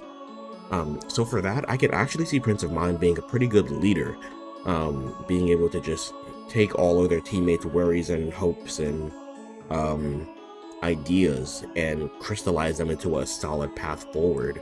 So for that, I'm going to definitely put them in a great pick, I believe. Now looking at it, there's a lot of princes pretty high up, which, some people really like to rag on princes, which I don't really get. I think Prince is a great class spec, or at least a great class. It just, you know, there can be some ups and downs when it comes to princes as people, sure. You know, princes tend to be a bit moodier and a bit more self-destructive, but that doesn't stop the class spec itself from being a good one, much like the Prince of Rage, good old Kurlaz. And with it being a, you know, a Rage class spec, I'm always going to be a bit biased towards Rage, but I think like a Prince of Rage had a lot of interesting application with, you know, destroying Rage, destroying through Rage. I like sort of like in a Gamzee situation where Gamzee kind of sat around during the Black King fight and did nothing until like he did everything, like the single biggest hit. I'm pretty sure what Karkat said. I feel like a Prince of Rage would be that, but more. So for that, I'm gonna put them in useful. I think there's definitely a place for someone, especially because, you know, they are the Prince of Rage. If they're destroying Rage, you know, making the team work better together, I could definitely see them being more of like a team cheerleader, making sure everybody's getting along and getting together and happy all together. So in that scenario, I think they're pretty just useful to have around. Now the Prince of Space would be an interesting class spec, purely because of how important space as an aspect is. Destroying space in general sounds like it would be kind of a bad thing for frog breeding, but I don't really think it would affect frog breeding all that much, to be honest, because, you know, the land quest would modify itself to fit the space player. So I think frog breeding would be pretty inconsequential when it comes to a Prince of Space, especially if they had a good enough knight to help them around. Then frog breeding, I don't really see that being an issue.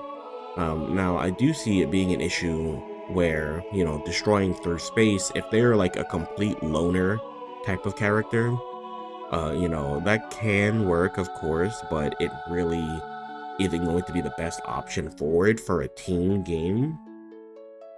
But I don't see any obvious flaws with the Prince of Space, so I'm gonna kind of put them in situational. I don't think there's really anything wrong with them, but there really isn't anything all that great. And, you know, actually saying it like that, I'm gonna move them down a tier. Not needed, but not bad. There's definitely nothing wrong with a Prince of Space, but I don't really see what they are super offering in the moment all the time. So they can live down there for now. Now the Prince of Time, you know, so it's a time player, so instant bonus in my books. Prince of Time, I think, would have a really interesting set of abilities, being able to sort of destroy time, like time traveling in a really interesting way, sort of like, what's the name of that stand? King Crimson, I think, from JoJo? Or I think it allows a user to time travel by like destroying or erasing the time in between the 2 points and then going there, or something like that. I think it's what King Crimson does. I don't watch JoJo, but I think that would be a really interesting combat ability to have, and just a really interesting time travel method in general. So the utility is already off the charts, like making things that should have happened in that time not happen. I could see that definitely being a big boon to any team. Now, finishing it off, the Prince of Void. Being able to destroy Void and destroy obfuscations, destroy things that you don't know about, is objectively just a really good ability, especially, again, like I said, with Prince of Light. Destroying the things you don't know, or at least making them known, is huge for Spurb. I definitely think there definitely is a place for Prince of Void. Destroying through Void as well, using the Void as a means of like a tool, is always a great pick. Void in general is just a really good aspect. So for that, I'm gonna put Prince of Void as useful. There definitely is a place for them.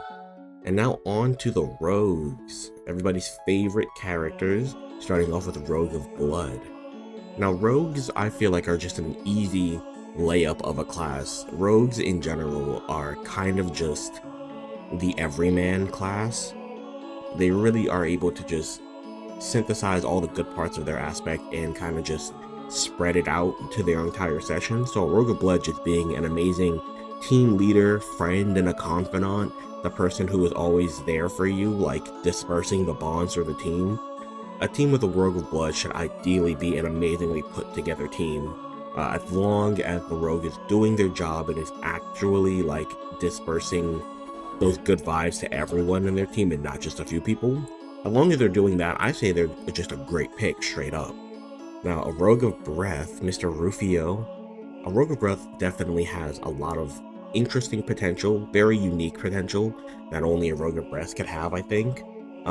We don't really see Rufio live up to that potential, but the freedom that, you know, Tavros' ancestor, the summoner, gives to him, in a sense that the want to chase his dreams and the want to no longer be paralyzed and do this and like kind of accept how he wants to go about his life is really, really big. So for the lack of like, they're not down here, they're definitely in situational. There's definitely not like a ton that a Rogue of Breath is going to do, but when they're able to do something well, I definitely can see them shining very brightly. Now, a Rogue of Doom. A Rogue of Doom, I remember getting asked about this one a lot back when I was still posting all of the individual Classpect analysis, the very short ones that I used to do. And I really enjoy the Rogue of Doom. I'm gonna put them, I think, up here in great pick. Being able to disperse Doom like that. Now, of course, it doesn't only have to be among teammates. They could also redistribute their aspect among enemies. So my idea, my proposal for what a Rogue of Doom could do is, say your whole team gets hit in a big blast or something, or everyone is like just a little bit hurt. A Rogue of Doom would be able to take all that pain and all the injuries and then disperse them among the enemies, kind of redistributing and blowing back all the damage towards them. So in situations like that, they're just, they work as both a healer and like an interesting utility aspect in a fight, and I think that's really, really cool. Onto Rogue of Heart, good old Nepeta. Rogue of Heart, I think, is also like, you really can't go wrong with it. Redistributing love and affection and emotions. Nepeta was able to really like be the only person to calm down and get a grasp on Equius in any real sort of fashion. So I feel like a properly communicated and honed Rogue of Heart would be able to really conquer anybody. Same with a Rogue of Blood. Either one of them would be able to conquer any matter of like a personal issue with pretty much anyone. So for that, like the non-combative core of those two are insanely strong. Now, Rogue of Hope, I gotta say, I think this is a must-have. A Rogue of Hope would have so much potential. Being able to take everybody's hopes in their session and manifest that into a reality kind of serves the same purpose as a Maid of Hope, in where the more your teammates are struggling, the more desperate the situation is, the more Rogue of Hope has to really like shine and go crazy with. So for that, like that alone, the being able to be a trump card when you really need it is huge. Now, Rogue of Life, again, you can't go wrong with the rogues. A Rogue of Life just being able to disperse life energy to anyone whenever they want, just because, like, that's a must-have healer.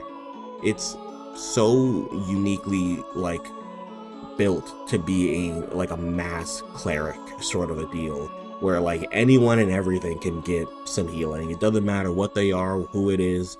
And I mean, if anything, if they're fighting enemies too, they could take vitality from enemies and distribute that to their team, weakening them in a fight the same way that a Rogue of Doom might do the opposite to their team. So it just works out so well. Now we have the Rogue of Light.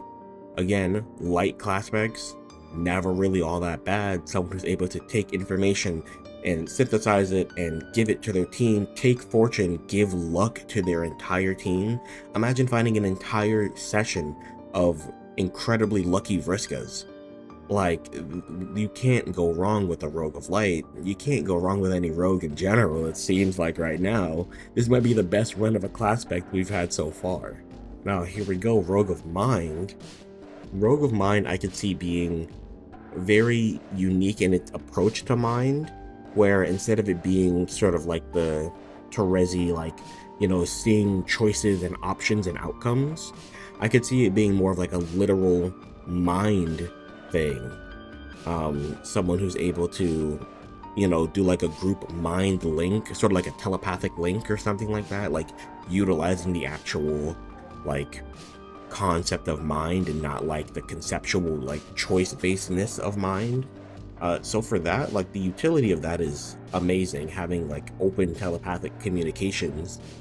But just aside from that, I could also see them being a pretty decent leader, taking all the choices from their teammates and from the situations and kind of letting everybody know what the situation is, how do we get there, and charting a path through it. I could really see them being like just a useful leader.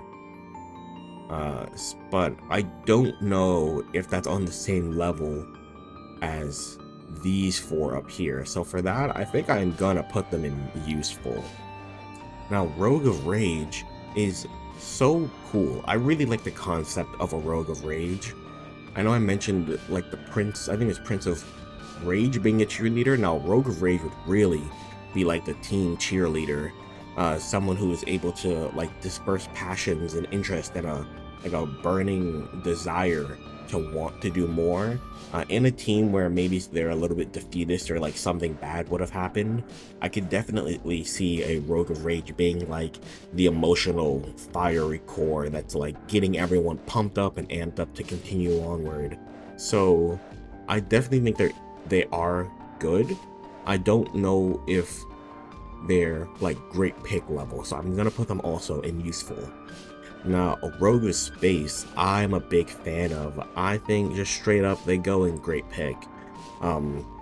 Power-wise, like being able to redistribute space like mass teleports for your entire team, I could see that happening.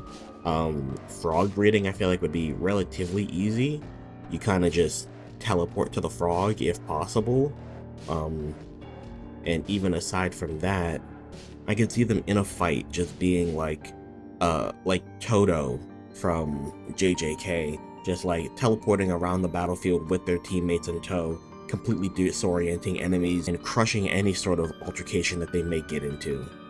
Now, Rogue of Time, you know, time like space, great aspect, can never really go all that wrong with it.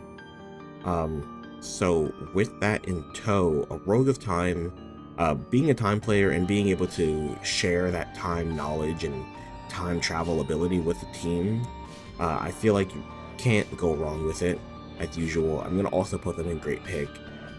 Just the being able to share their aspect around in a non-harmful way, you know, in various amounts, from what I'm assuming, would just be so amazing to have.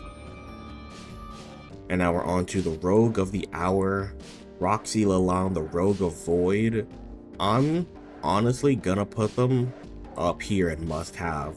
A Rogue of Void being able to, like Roxy did, kind of materialize things from the void is insane. Like that's a crazy power boost to just be able to have. And as we saw, was very useful in getting the Matriorb to let life continue for the trolls again. So, you know, that kind of just is like an automatic, okay, now you're just manifesting bullshit like Hulk could. I love it. And now we move on to the Seer. Starting off with a certain Kangry Vantis, the Seer of Blood. Now, to be honest, Seer, kind of like Rogue, you can never really go wrong with the Seer. Now, especially Seer of Blood, like, I think I'm just gonna put them straight up in great pick. If utilized correctly, and being able to see and identify and know the path of how to bond with people and entities and things better, even maybe even being able to see the relationship between two things, that's just like good, especially in a team game where there's a lot of, political sabotage and subterfuge and things like that going on. Being able to amass an army in the correct way would be a huge boon, and having a Seer of Blood to do that would just be massive. Now, a Seer of Breath is a bit less useful than a Seer of Blood would be, admittedly, um, but I still think there is a case to be made for them, especially when it comes in the form of, seeing possible ways to escape things, seeing like ways out. I can see them being really good, like escape artists, getting out of situations, getting into situations unscathed. So I think they definitely have their time to shine, but I think they're a bit more situational, for sure. Now, a Seer of Doom, I think this one is just a great pick all around. Having someone who's able to steer and navigate you through the worst possible options is pretty much the same as seeing someone who can guide you through the best possible options, which is what the Seer of Light can do, which I did put the Seer of Light up here already. I think that was in like the first episode, in case you didn't see that. But yeah, Seer of Light has already been placed along with the Knight of Time. We do know that together they make nearly an unbeatable duo. But even without that duo, the Seer of Light is still an amazing Classpect on its own. But back to Seer of Doom. Seer of Doom and Seer of Light, being able to see what not to do is almost as good as saying what is the best thing to do. So I'm going to put Seer of Doom up in great pick. I won't make them a must-have. They're like teetering on the edge. But they're definitely both very good. Now, a Seer of Heart is also similar to the Seer of Blood, being able to see relationships, and if you take Heart as the soul definition, and being able to see souls, that can have its own interesting use cases. It really would come down to what the session is like.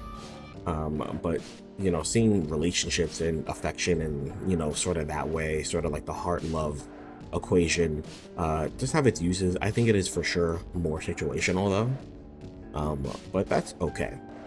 Now, here we go, back to the Hope, Seer of Hope. What are we gonna do? It's gonna go up in must have. Why is it gonna go there? In my mind, the Seer of Hope is sort of like Cope but personified even more. You could be in any sort of situation and kind of gaslight yourself saying, no, I definitely saw that this is gonna happen, and if you believe that you saw something enough, it'll just become real and it'll manifest itself, thanks to the utter bullshit power that Hope is, and it's great for that. So purely based off of that, purely based off of being able to see things that aren't even there to make them be there is huge. So they have to be a must-have, as most other Hope combinations are. Now, a Seer of Life I think is a very unique pick for a healer. I think they're definitely useful. They don't kind of edge out into a great pick like the other life players do, or life Classpects do. But being able to be like the ultimate doctor, like seeing somebody or seeing something and being able to analyze it, I see it kind of being like having the Byakugan in Naruto, where you can see like the life pathways and the chakra flow of things. I'd imagine a Seer of Life being sort of like that, where they're able to, like, maybe they don't have the highest healing output, but they're able to concentrate their healing output to where it needs to be the most. Now, Seer of Mind, our dear sweet Terezi. As we know, the Seer of Mind has an immense potential to be a game-changing Classpect in a lot of different ways. And for that, I'm going to put them in great pick just straight away.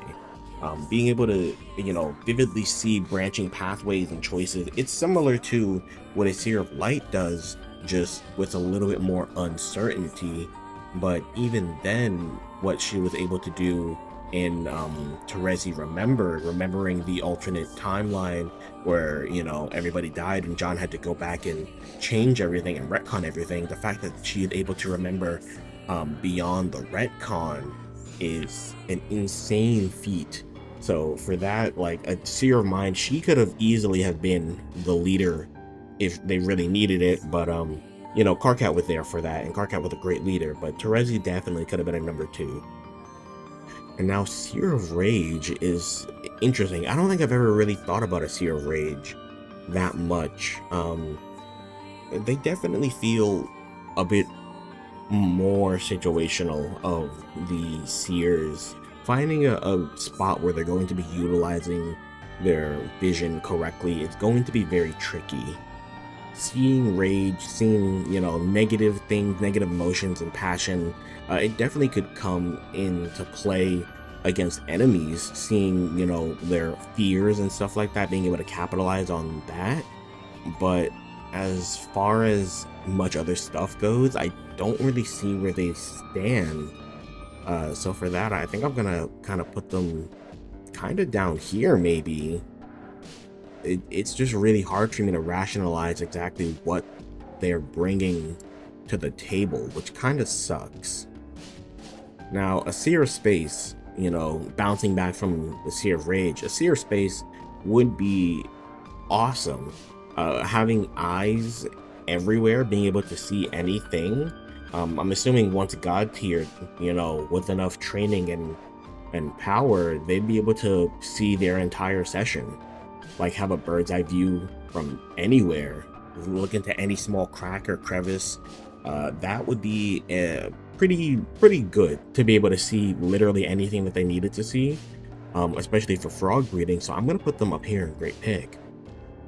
Now, Seer of Time, I really like the idea of a Seer of Time, someone who is both able to keep track of the timeline but doesn't have to actively time travel to do it. They kind of, in a sense, get the same deal as a Seer of Light, with being able to see possible futures all at once and make a decision based off of that without having to endanger anyone or any timelines. They just have future knowledge. So I kind of would have put them in must-have. They really just get all the benefits of time travel without needing to risk their lives doing it. And now a Seer of Void, which I really like. Seer of Void just kind of sounds like something that'd be funny. You know, the void is, you know, nothingness and emptiness, and like, how do you see nothing? If you take it a bit more literally, you can see nothing, like seeing through walls, seeing through things. They're kind of, in my mind, like a secret finder. Things that are hidden are easily found by them, and they're sort of just like a, you know, if you ever lose something, you ask the Seer of Void, hey, where did this go? And I could see them being like, oh, let me just check where it is. If it's lost, then they can find it. If it's in the void, then they can get it. So for that, I'm gonna put a Seer of Void, and probably useful. I don't think they're making a big enough difference to be put in great pick, but definitely in useful they can go. We have the Sylph of Blood. Now, I am kind of a fan of Sylphs. I think they're a really neat Classpect, and I feel like both we didn't get enough Sylphs, but we had so many, thanks to Arania just being like such a prevalent force, and Kanaya being like such a driving factor for, you know, the class in general. So Sylphs I like a lot. Now the Sylph of Blood, I think is it's gonna go straight here. It's a pretty great pick to have. You know, Sylphs known for fixing or healing their aspect. Someone who is a fixer of blood, fixer of bonds. That's just kind of like the group therapist. It really feels like with the Sylph of Blood, you know, relationships can be mended easily, teams can work together as a cohesive unit, and in a team-based game like Spurb, I think something like that is pretty good to have. So I'm going to put that up there in great pick. Next up, we have the Sylph of Breath. This is a fun one. This is actually an OC of mine that I created recently, the Sylph of Breath. I'll put her picture up on screen here if you'd like to gaze upon her. Now, you know, I might be a little bit of bias just because I've been thinking about it a bit more recently, but I feel like Sylph of Breath have a pretty decent ability set. I want to put them in great pick, but I'm not convinced yet that they're up there with some heavy hitters. So I'm gonna put them in at least useful for sure. You know, someone who's able to mend and fix freedoms and levity, stuff like that. It can be a really good, you know, pun intended, almost breath of fresh air in more tense situations. So depending on how the session goes, I can really see a Silver Breath being like the main person, even though Breath is about freedom and things like that, you know, kind of bringing people together through levity is also a pretty breathy thing that like John does, for example. So I feel like they have some good uses on a lot of team comps. Now the Sylph of Doom, I think this is a fantastic pick. I might even put it up here in must have. Being able to heal and restore doom and fates of people, like this combined with like the Sylph of Life, which we'll get to, you know, it's right there. This is just an S tier healer. It doesn't get more healer than this. Literally just stopping you from dying, stopping you from the act of dying. Like that's crazy. That's huge. That's a must-have class spec. And now we got the Sylph of Heart. Sylph of Heart is kind of a weird one. Heart is usually a pretty good aspect, I would say, overall. A Sylph of Heart feels like a meddler. Like I know sylphs in general are known for meddling. We know this about Kanaya. We know this about Arania. A Sylph of Heart feels like a meddler to the max. And while meddling isn't always bad, it's not always the best thing ever. But it is kind of like a good-hearted, pun intended, meddling again. So I could see them being a useful member of a team comp, kind of being that same person of like, okay, we gotta get into all the relationship drama to fix it all up and make it actually like work good for whatever comp is going on with the team at the moment. Next up, everybody's favorite, it's Hope. What do we do with Hope? Hope goes up there. Sylph of Hope, you know, you're feeling down in the dumps, you're not feeling up to it, you know, your hope is running dry. Oh, here comes the Sylph of Hope to heal you up with anything and everything that could ever be used to give you a possible power boost. Like bringing all your hopes and dreams, quite literally, to heal and fix anybody through any sort of means is insane. As of course, we don't need a major explanation for anything that has hope in it. Let's be real at this point. And okay, now we go back to back. Whoa, that's going up there. Why is it going up there? Come on. Sylph, healer, life. It's life. This is like the ultimate healer.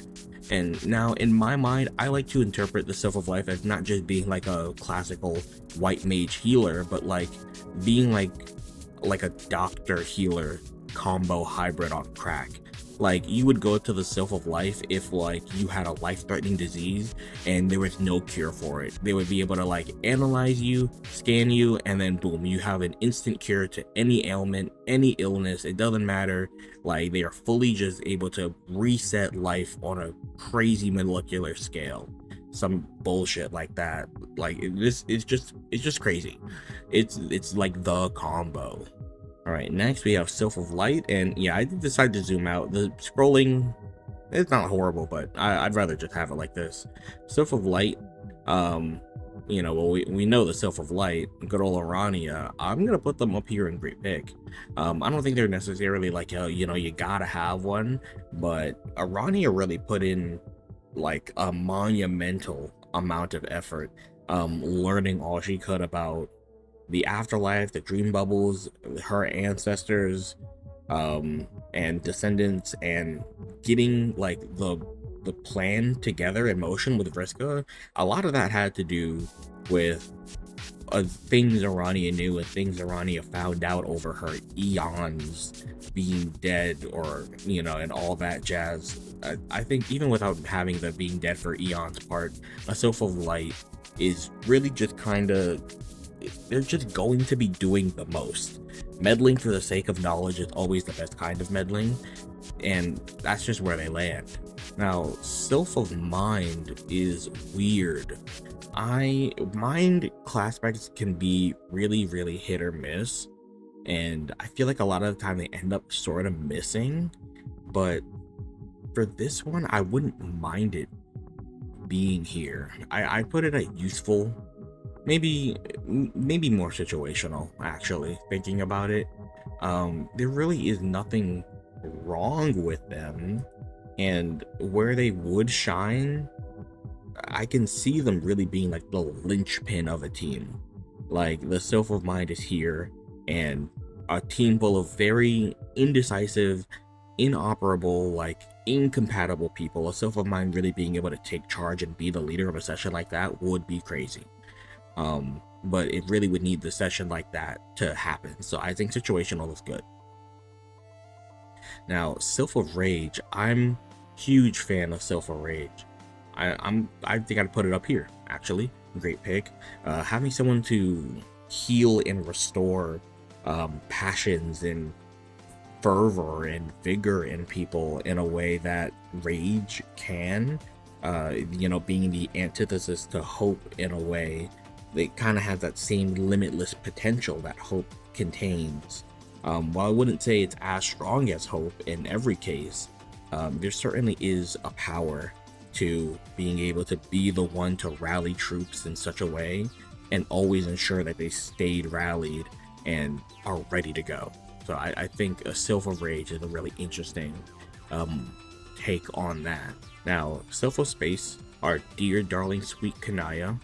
Self of Space in my mind is such a unique Classpect, mostly thanks to how Kanaya operated and how she was the initial descriptor of a Self of the Witch but more magical sort of a deal. It really feels like they would be such a major component in frog breeding even without having a knight at their side, because Kanaya did have Karkat ultimately to help her.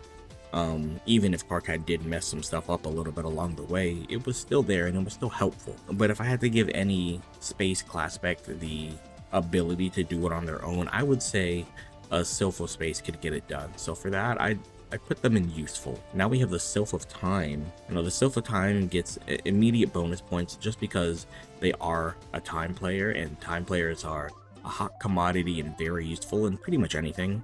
I'd go as far as saying they're a great pick. Now, bias aside, because I do have a Self of Time OC, you can see her here. I think having someone who is able to have such a good control over the timeline, or someone who's able to fix any sort of timeline related shenanigans or mishaps that may happen or come up, is really crucial, especially if you're doing a lot of time stuff, especially if your session is just messed up in general. I could see them having like the easiest scratches possible, if needed, of course. And now, lastly, for the Self of Void. And honestly, I think I'm gonna also just plop them right here in useful. Healing through Void, you could say it's like, oh, you heal nothing, or nothing gets healed. And that is like a case for a Self of Void, I think, in some roundabout way, but I think the Void is just too potent of a resource to just kind of count it out in some instances, and being able to heal through that, you can kind of get into a Roxy-esque mindset of like, oh, you can heal through the voids, and then maybe they could pull stuff out of the void too, if that's what would be healing or helping or fixing the situation at the moment. So it's interesting to think about for sure. And now here we go, everybody's favorite, the Thieves. I'm pretty partial to Thieves, of course. Bias aside, my favorite troll is Vriska, I will say that, but a lot of people unjustly hate on Thieves the same way they unjustly hate on Princes, and that's not nice. Thieves didn't do anything to you, just Vriska. But either way, here we go, Thief of Blood. Now the Thief of Blood, I'm gonna just kind of put them straight up here. Seeing somebody being able to steal bonds and relationships from people in a game like Spurb, where you have the forces of the Black King versus the White King and the political drama and intrigue of what goes into it, not to mention having a denizen that you need to appease, and having a land quest that you need to do, and having consorts that you need to kind of be in good with. Having someone who is able to just effortlessly go up and steal their affection, steal their bonds, and make sure that their relationships are always in tow, even if it is only with the thief, is kind of huge if you really wanted to make some sort of big political consort play, like a revolution sort of a thing. I could see them being really useful for stories that go through that route. So for that, I'm going to put them in useful. Now, the Thief of Doom. This is an interesting one. This feels like very self-sacrifice, the Classpect. Same thing with like the Heir of Doom, how Matuna did his whole self-sacrifice thing. At the end of the day for this one, it's gonna kind of come up to what their team is looking like. Because if they're just kind of left to their own devices, I could see them not really getting up to a whole bunch. Unless, of course, they're stealing from enemies, you know, kind of doing what a Rogue of Doom would do and swapping injury, stealing the fate away from themselves and giving it to others. In a roundabout way, I could see that, but this is a really unique Classpect and would need a bit further of a deep dive for me to be confident putting them anything above not needed but not bad. I don't think they're necessarily bad, and I think they're the way that they could do what they need to do, but it wouldn't be easy, that's for sure. Now here is the Thief of Heart. This is again another weird one. Because Thief is such a selfish class at the root of it, it can make it very easy to write them off in a lot of ways. But I do think there is potential for a Thief of Heart in a session. I'm going to put them in situational. I feel like the moment they fall into the correct position where they need to be the team player, being the one to steal souls away, is going against some greater threat that, you know, normally can be dealt with by alchemy. I could see a good old-fashioned soul steal just kind of being like the end-all be-all of abilities, you know? And now, Thief of Life, good old Mina. I think Thief of Life is really, really cool. It's like the ultimate lifesteal Classpect in a way. Like, it doesn't matter how much you hurt them, it doesn't matter what you really need to do or do to them, they can just take it all back from you. So combat wise, survivability wise, I think they're a great pick. I think they're also not too bad a pick as like just general. I mean, yes, of course Mina kind of taints the water when it comes to that, but Mina isn't all one-dimensional. She makes a lot of bad choices, she makes a lot of selfish choices, but her choices, while selfish, she still does keep other people in mind and does have the ability to lift other people up when needed, even if it means putting other people down to lift their friends up. But I think the Thief of Life have a lot of potential. I think they're a really good pick. They just need to get out of their own way in some cases in order to really be a great pick all the time. But I think most of the time, even though they can be selfish, they're still a great pick. And now, my oh so favorite best troll in Homestuck, the one who did nothing wrong, quite frankly, Vriska Circuit. And, you know, I get it. People are gonna say it's biased. I try not to be biased. I'm gonna put Thief of Light in great pick. I'm not gonna put it in must-have. I don't think it's necessarily a must-have, but it is for sure a fantastic have. Having someone who's able to steal luck, steal information at a glance or just easily, but the luck aspect is really where it comes in play. We saw that with ample luck, Vriska was nigh untouchable in most instances as long as she was aware of what was going on, and she kept a lot of those abilities into the afterlife. So having that, just the raw luck factor of having a luck-based weapon like the Fluoride Octet be her main thing, and just being able to go into battle mode whenever she wanted, being able to be completely untouchable if she really wanted, you know, having to roll for whatever she needed with no issue. She had all of the luck, and that is just amazing to have for a teammate. Now, of course, if your teammate is a bit more of a team player than Vriska, you may be having an easier time exploiting that. So that's why I put them in great pick and not must have, because they can get really selfish really fast, as we have seen. Now, the Thief of Void feels almost like it should be the exact opposite of the Thief of Light, but it's more similar to a Rogue of Void than it is its same class but opposite aspect. Being able to steal from the void is such a good thing to do, as we already know and as we've already seen with Roxy. Now, Roxy was able to do it with the intention of other people, but even if you have to steal it for yourself, like, no one's gonna blame you. I'm gonna put them in useful for sure. There's gonna be a lot of time and a lot of opportunity for them to really make the use of their abilities. But I think just in general, being able to steal secrets, steal from the void, steal from nothingness, they're always going to have a bag of tricks up their sleeve no matter what, and that's a really good thing to have. Now, the Thief of Breath, I think this is interesting. The Thief of Breath, to me, feels like one of those like super extroverted friends who kind of just pulls you around to do things, and you're never gonna say no to them because like you love being around them and they only do good for you, but like they're going to pull you around and they're going to make you go places. That's what the Thief of Breath kind of gives me. So I kind of want to put them in great pick, low key, having someone who is able to take freedoms away from others, you know, hopefully enemies in most cases, and use that to embolden themselves, to potentially embolden their teams by making sure that they have all that they need to strive and to go free. I can see that being a really big boon in a lot of ways. Now, here we go. Thief of Hope. We're gonna put that up there. Is there anything else I need to say, right? Not like, is there anything left to say about Hope Classpect?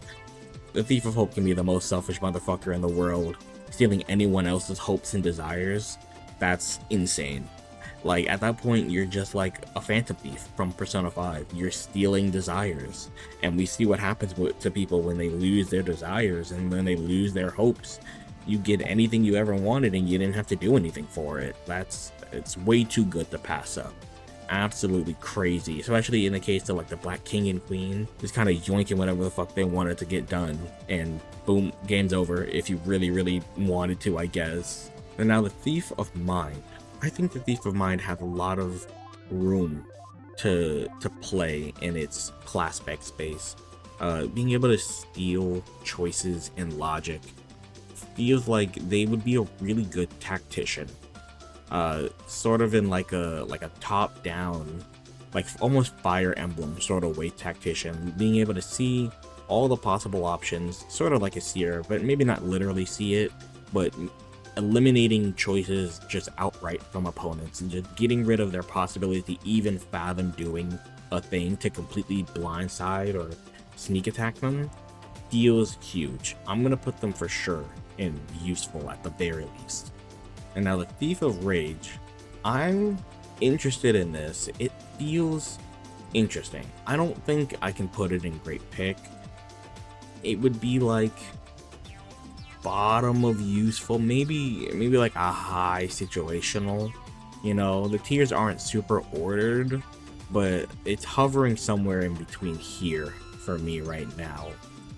I'm gonna put it here. I'm gonna put it in useful. I think being able to steal drive and motivation and passion and stuff like that, doing that to enemies to just completely pacify them on the spot, sort of like sparing somebody in Undertale, that's what I imagine it's like. Like, they're coming at you, they want to kill you, you take all their bloodlust away. Now what? And I feel like, you know, you take the bloodlust away and then you use that for your own gain, and now you're double bloodlusted. Like, that, it feels crazy. It feels really good, even if it isn't the most strong application of Rage. I think it's a really good application. And now Thief of Space. I think the Thief of Space, it sounds really interesting.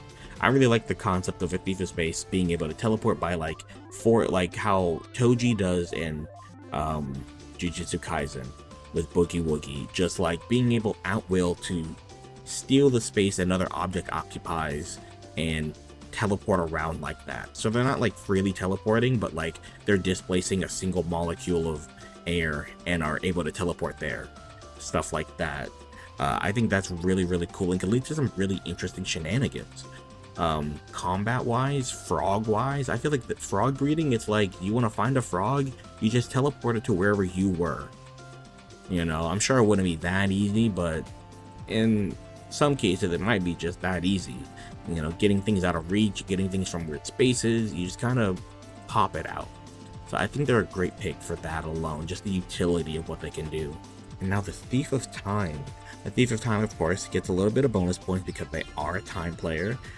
But the Thief of Time almost gives me Weeping Angel from Doctor Who vibes, where they're able to like displace things and people in time, and in a combat scenario, that's just like an instant win button. You try to come at them, you're 3 months in the past. Like, get over it, buddy. It never happened. Same with attacks, like just teleporting things into the future so that way they can hit things at a later time, at a later point. The utility of being able to just kind of forcibly send something through time would be insane to do. So I'm gonna at the very least put them in useful. I don't think they're like you really want to have one of them around, but if you had one around, you're like solid, dude. And here we go, the last set. It's been so long coming. If you liked and agreed with what I've been saying, make sure you like and comment all that stuff. Here we go for the witches. Starting off with the Witch of Blood. I think this is a great pick, personally speaking. Just the raw manipulation capabilities of a witch make them really hard to beat in a lot of ways. I'm pretty sure they're the most active class aside from the Lord, if we're going by the chart that Hussey released some time ago now, which will be on screen. I'm pretty sure they're the most active behind the Lord, so that just gives them so much capability to do whatever the hell they want.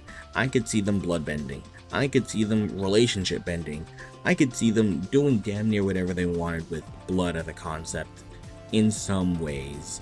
And that just feels like a recipe for utter chaos, but also an engine to kind of just drive any session forward. Next, we got the Witch of Breath.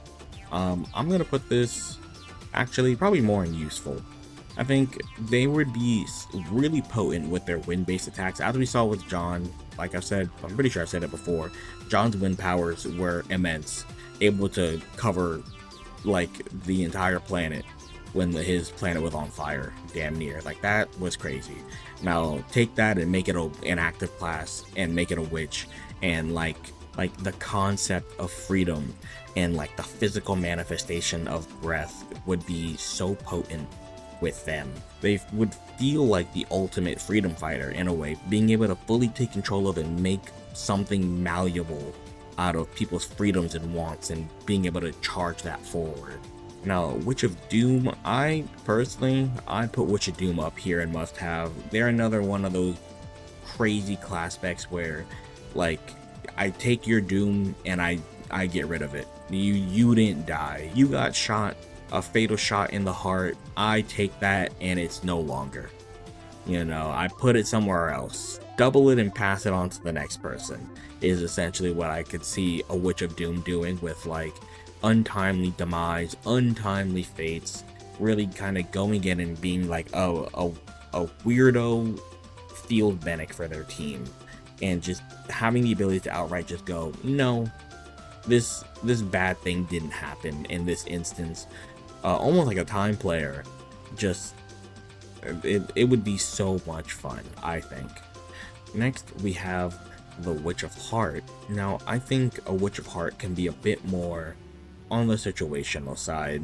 They definitely have things going for them, and I can definitely see instances in which a Witch of Heart would be needed to really like manipulate and take control over certain relationships, and even if there were like a very large soul theme to a session, like say there were ghosts or other soul related phenomenon, I could see them being a pretty active participant in that. Otherwise, I feel like there really wouldn't be a whole lot for them to contribute to a team setting. That's not to say they're bad, of course, and I would just need to see some more out of them in where they're the most useful. Now, for the final time, we crown a Hope Classpect at the top. Do I need to say anything about a Witch of Hope? Just manipulate hopes, manipulating belief. Like they just make whatever they want at that point. Like the level of cope that they would need to achieve whatever they want is minuscule. They'll just do it at some point. And now we have our dear sweet Pfeffery, and again, Pfeffery created the dream bubbles, or at least facilitated in it. Won't say she created it all by herself, because she definitely did not. She definitely did go to the Horror Terrors for help. But either way, the healing potential of a manipulator of life itself, I could see them, screw healing people, like fully revive the dead. Fully just bring skeletons to life, like reanimating the dead. I could see that for a Witch of Life as well, just playing around with the concepts of life. Now the Witch of Light, I think, like most light Classpects, they're pretty good. I'd be easily tempted to just kind of put them here. Great Pig, just because having someone who's able to manipulate information in such a way, or manipulate knowledge, just kind of seems really good from the political intrigue aspect of Spurb, with the the consorts and the king and the queen and all that. But also they kind of just feel like a thief of light, but like for everyone's getting their luck manipulated. The whole team can have infinite luck, and you don't even need a source of it to steal from. You can just kind of modify it. That's really good. That's just crazy good. Next up, Witch of Mind. I think this is also another great pick, being able to manipulate choices and outcomes of things. Like having a subtle hand in people's minds, mind controlling them directly to change outcomes of things. I could see that. That would be super fucking awesome. And just like the easiest way of getting exactly what you want to happen every single time. Now, Witch of Rage, I think, is also going to go up here in Great Pick. Again, just being able to manipulate feelings and emotions in any instance really kind of just lets you manipulate whoever's around you whenever possible. Especially if they're in a bad mood, you can rile someone up if they're already riled up, or if they're adversarial towards you. I could see a Witch of Rage having an easier time taking control of that emotion and making people do outlandish things. Next up, Jade Harley herself, the Witch of Space. Now, space being, what it is, space. And of course, Jade was incredibly powerful and was super boosted by having the green sun powers at her beck and call. But I don't think that really dampens what a Witch of Space can do in general. I think they're just gonna go straight into Great Pick. Manipulating space, manipulating things around them, having the ability to just do all that, maybe less than Jade a bit, but still in a crazy amount, is just huge. The potential is immense.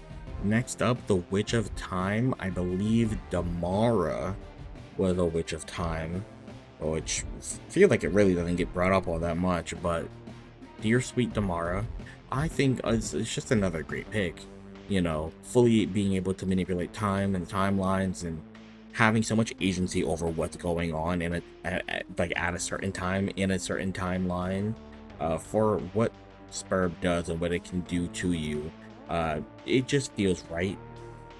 Especially if you have an omniscient cue ball looking motherfucker telling you what to do and where to go. So, you have your pros and your cons with that. And last but not least, the Witch of Void, which is so interesting to be the last one. I feel like Void has been all over the place, and I like Void, and I like witches, and I think the Witch of Void, being able to manipulate the void itself, is fundamentally super fucking strong, as we've seen with Roxy beforehand. I think this is going to go into must-have. Kind of a spicy take, but same with Rogue of Void. The Witch of Void, just being able to take that void matter, the void material, and making it, just doing whatever with it, would be so immense. It would be near the level of hope, in my mind, just shaping the raw void into what you need at whatever you need it. And there we go. The entire tier list is done. I'm pretty happy with it. I think there's definitely room for things to go up or down depending on how I better classify it. I'd be open to doing another one in some time after I, do a little bit more thinking on some of them. Again, the tiers, while this says kind of useless down here, I don't think these are bad class specs in any way, shape, or form. And I do stand firm that all class specs are valid and can win any session if you try hard enough. I just think it's an interesting thought experiment to kind of quantify and rank them, at least, for a little bit. So yeah, there may be another one eventually. This take forever. It took weeks to do in real time just because I have to sit down and yap for 2 hours and then cut it all down. But that's a problem for future me to handle. But yeah, like I said earlier, if you liked it, let me know down in the comments if you would change anything, maybe the tier names, if you had a specific class spec you wanted to change. Let me know what your tier lists are down below, or if you'd like, send them in the Discord. Link on screen right here. I'll probably end up making a specific tier list channel so people can share their own Classpect tier lists. We can talk, we can discuss, we have plenty of great conversation in there. If you're a budding Homestuck or a storied Homestuck, come through. We have a great time there. But that's gonna be all from me. Let me know what you want to see from me down in the comments or on Discord. And I'll see you around in Paradox Space.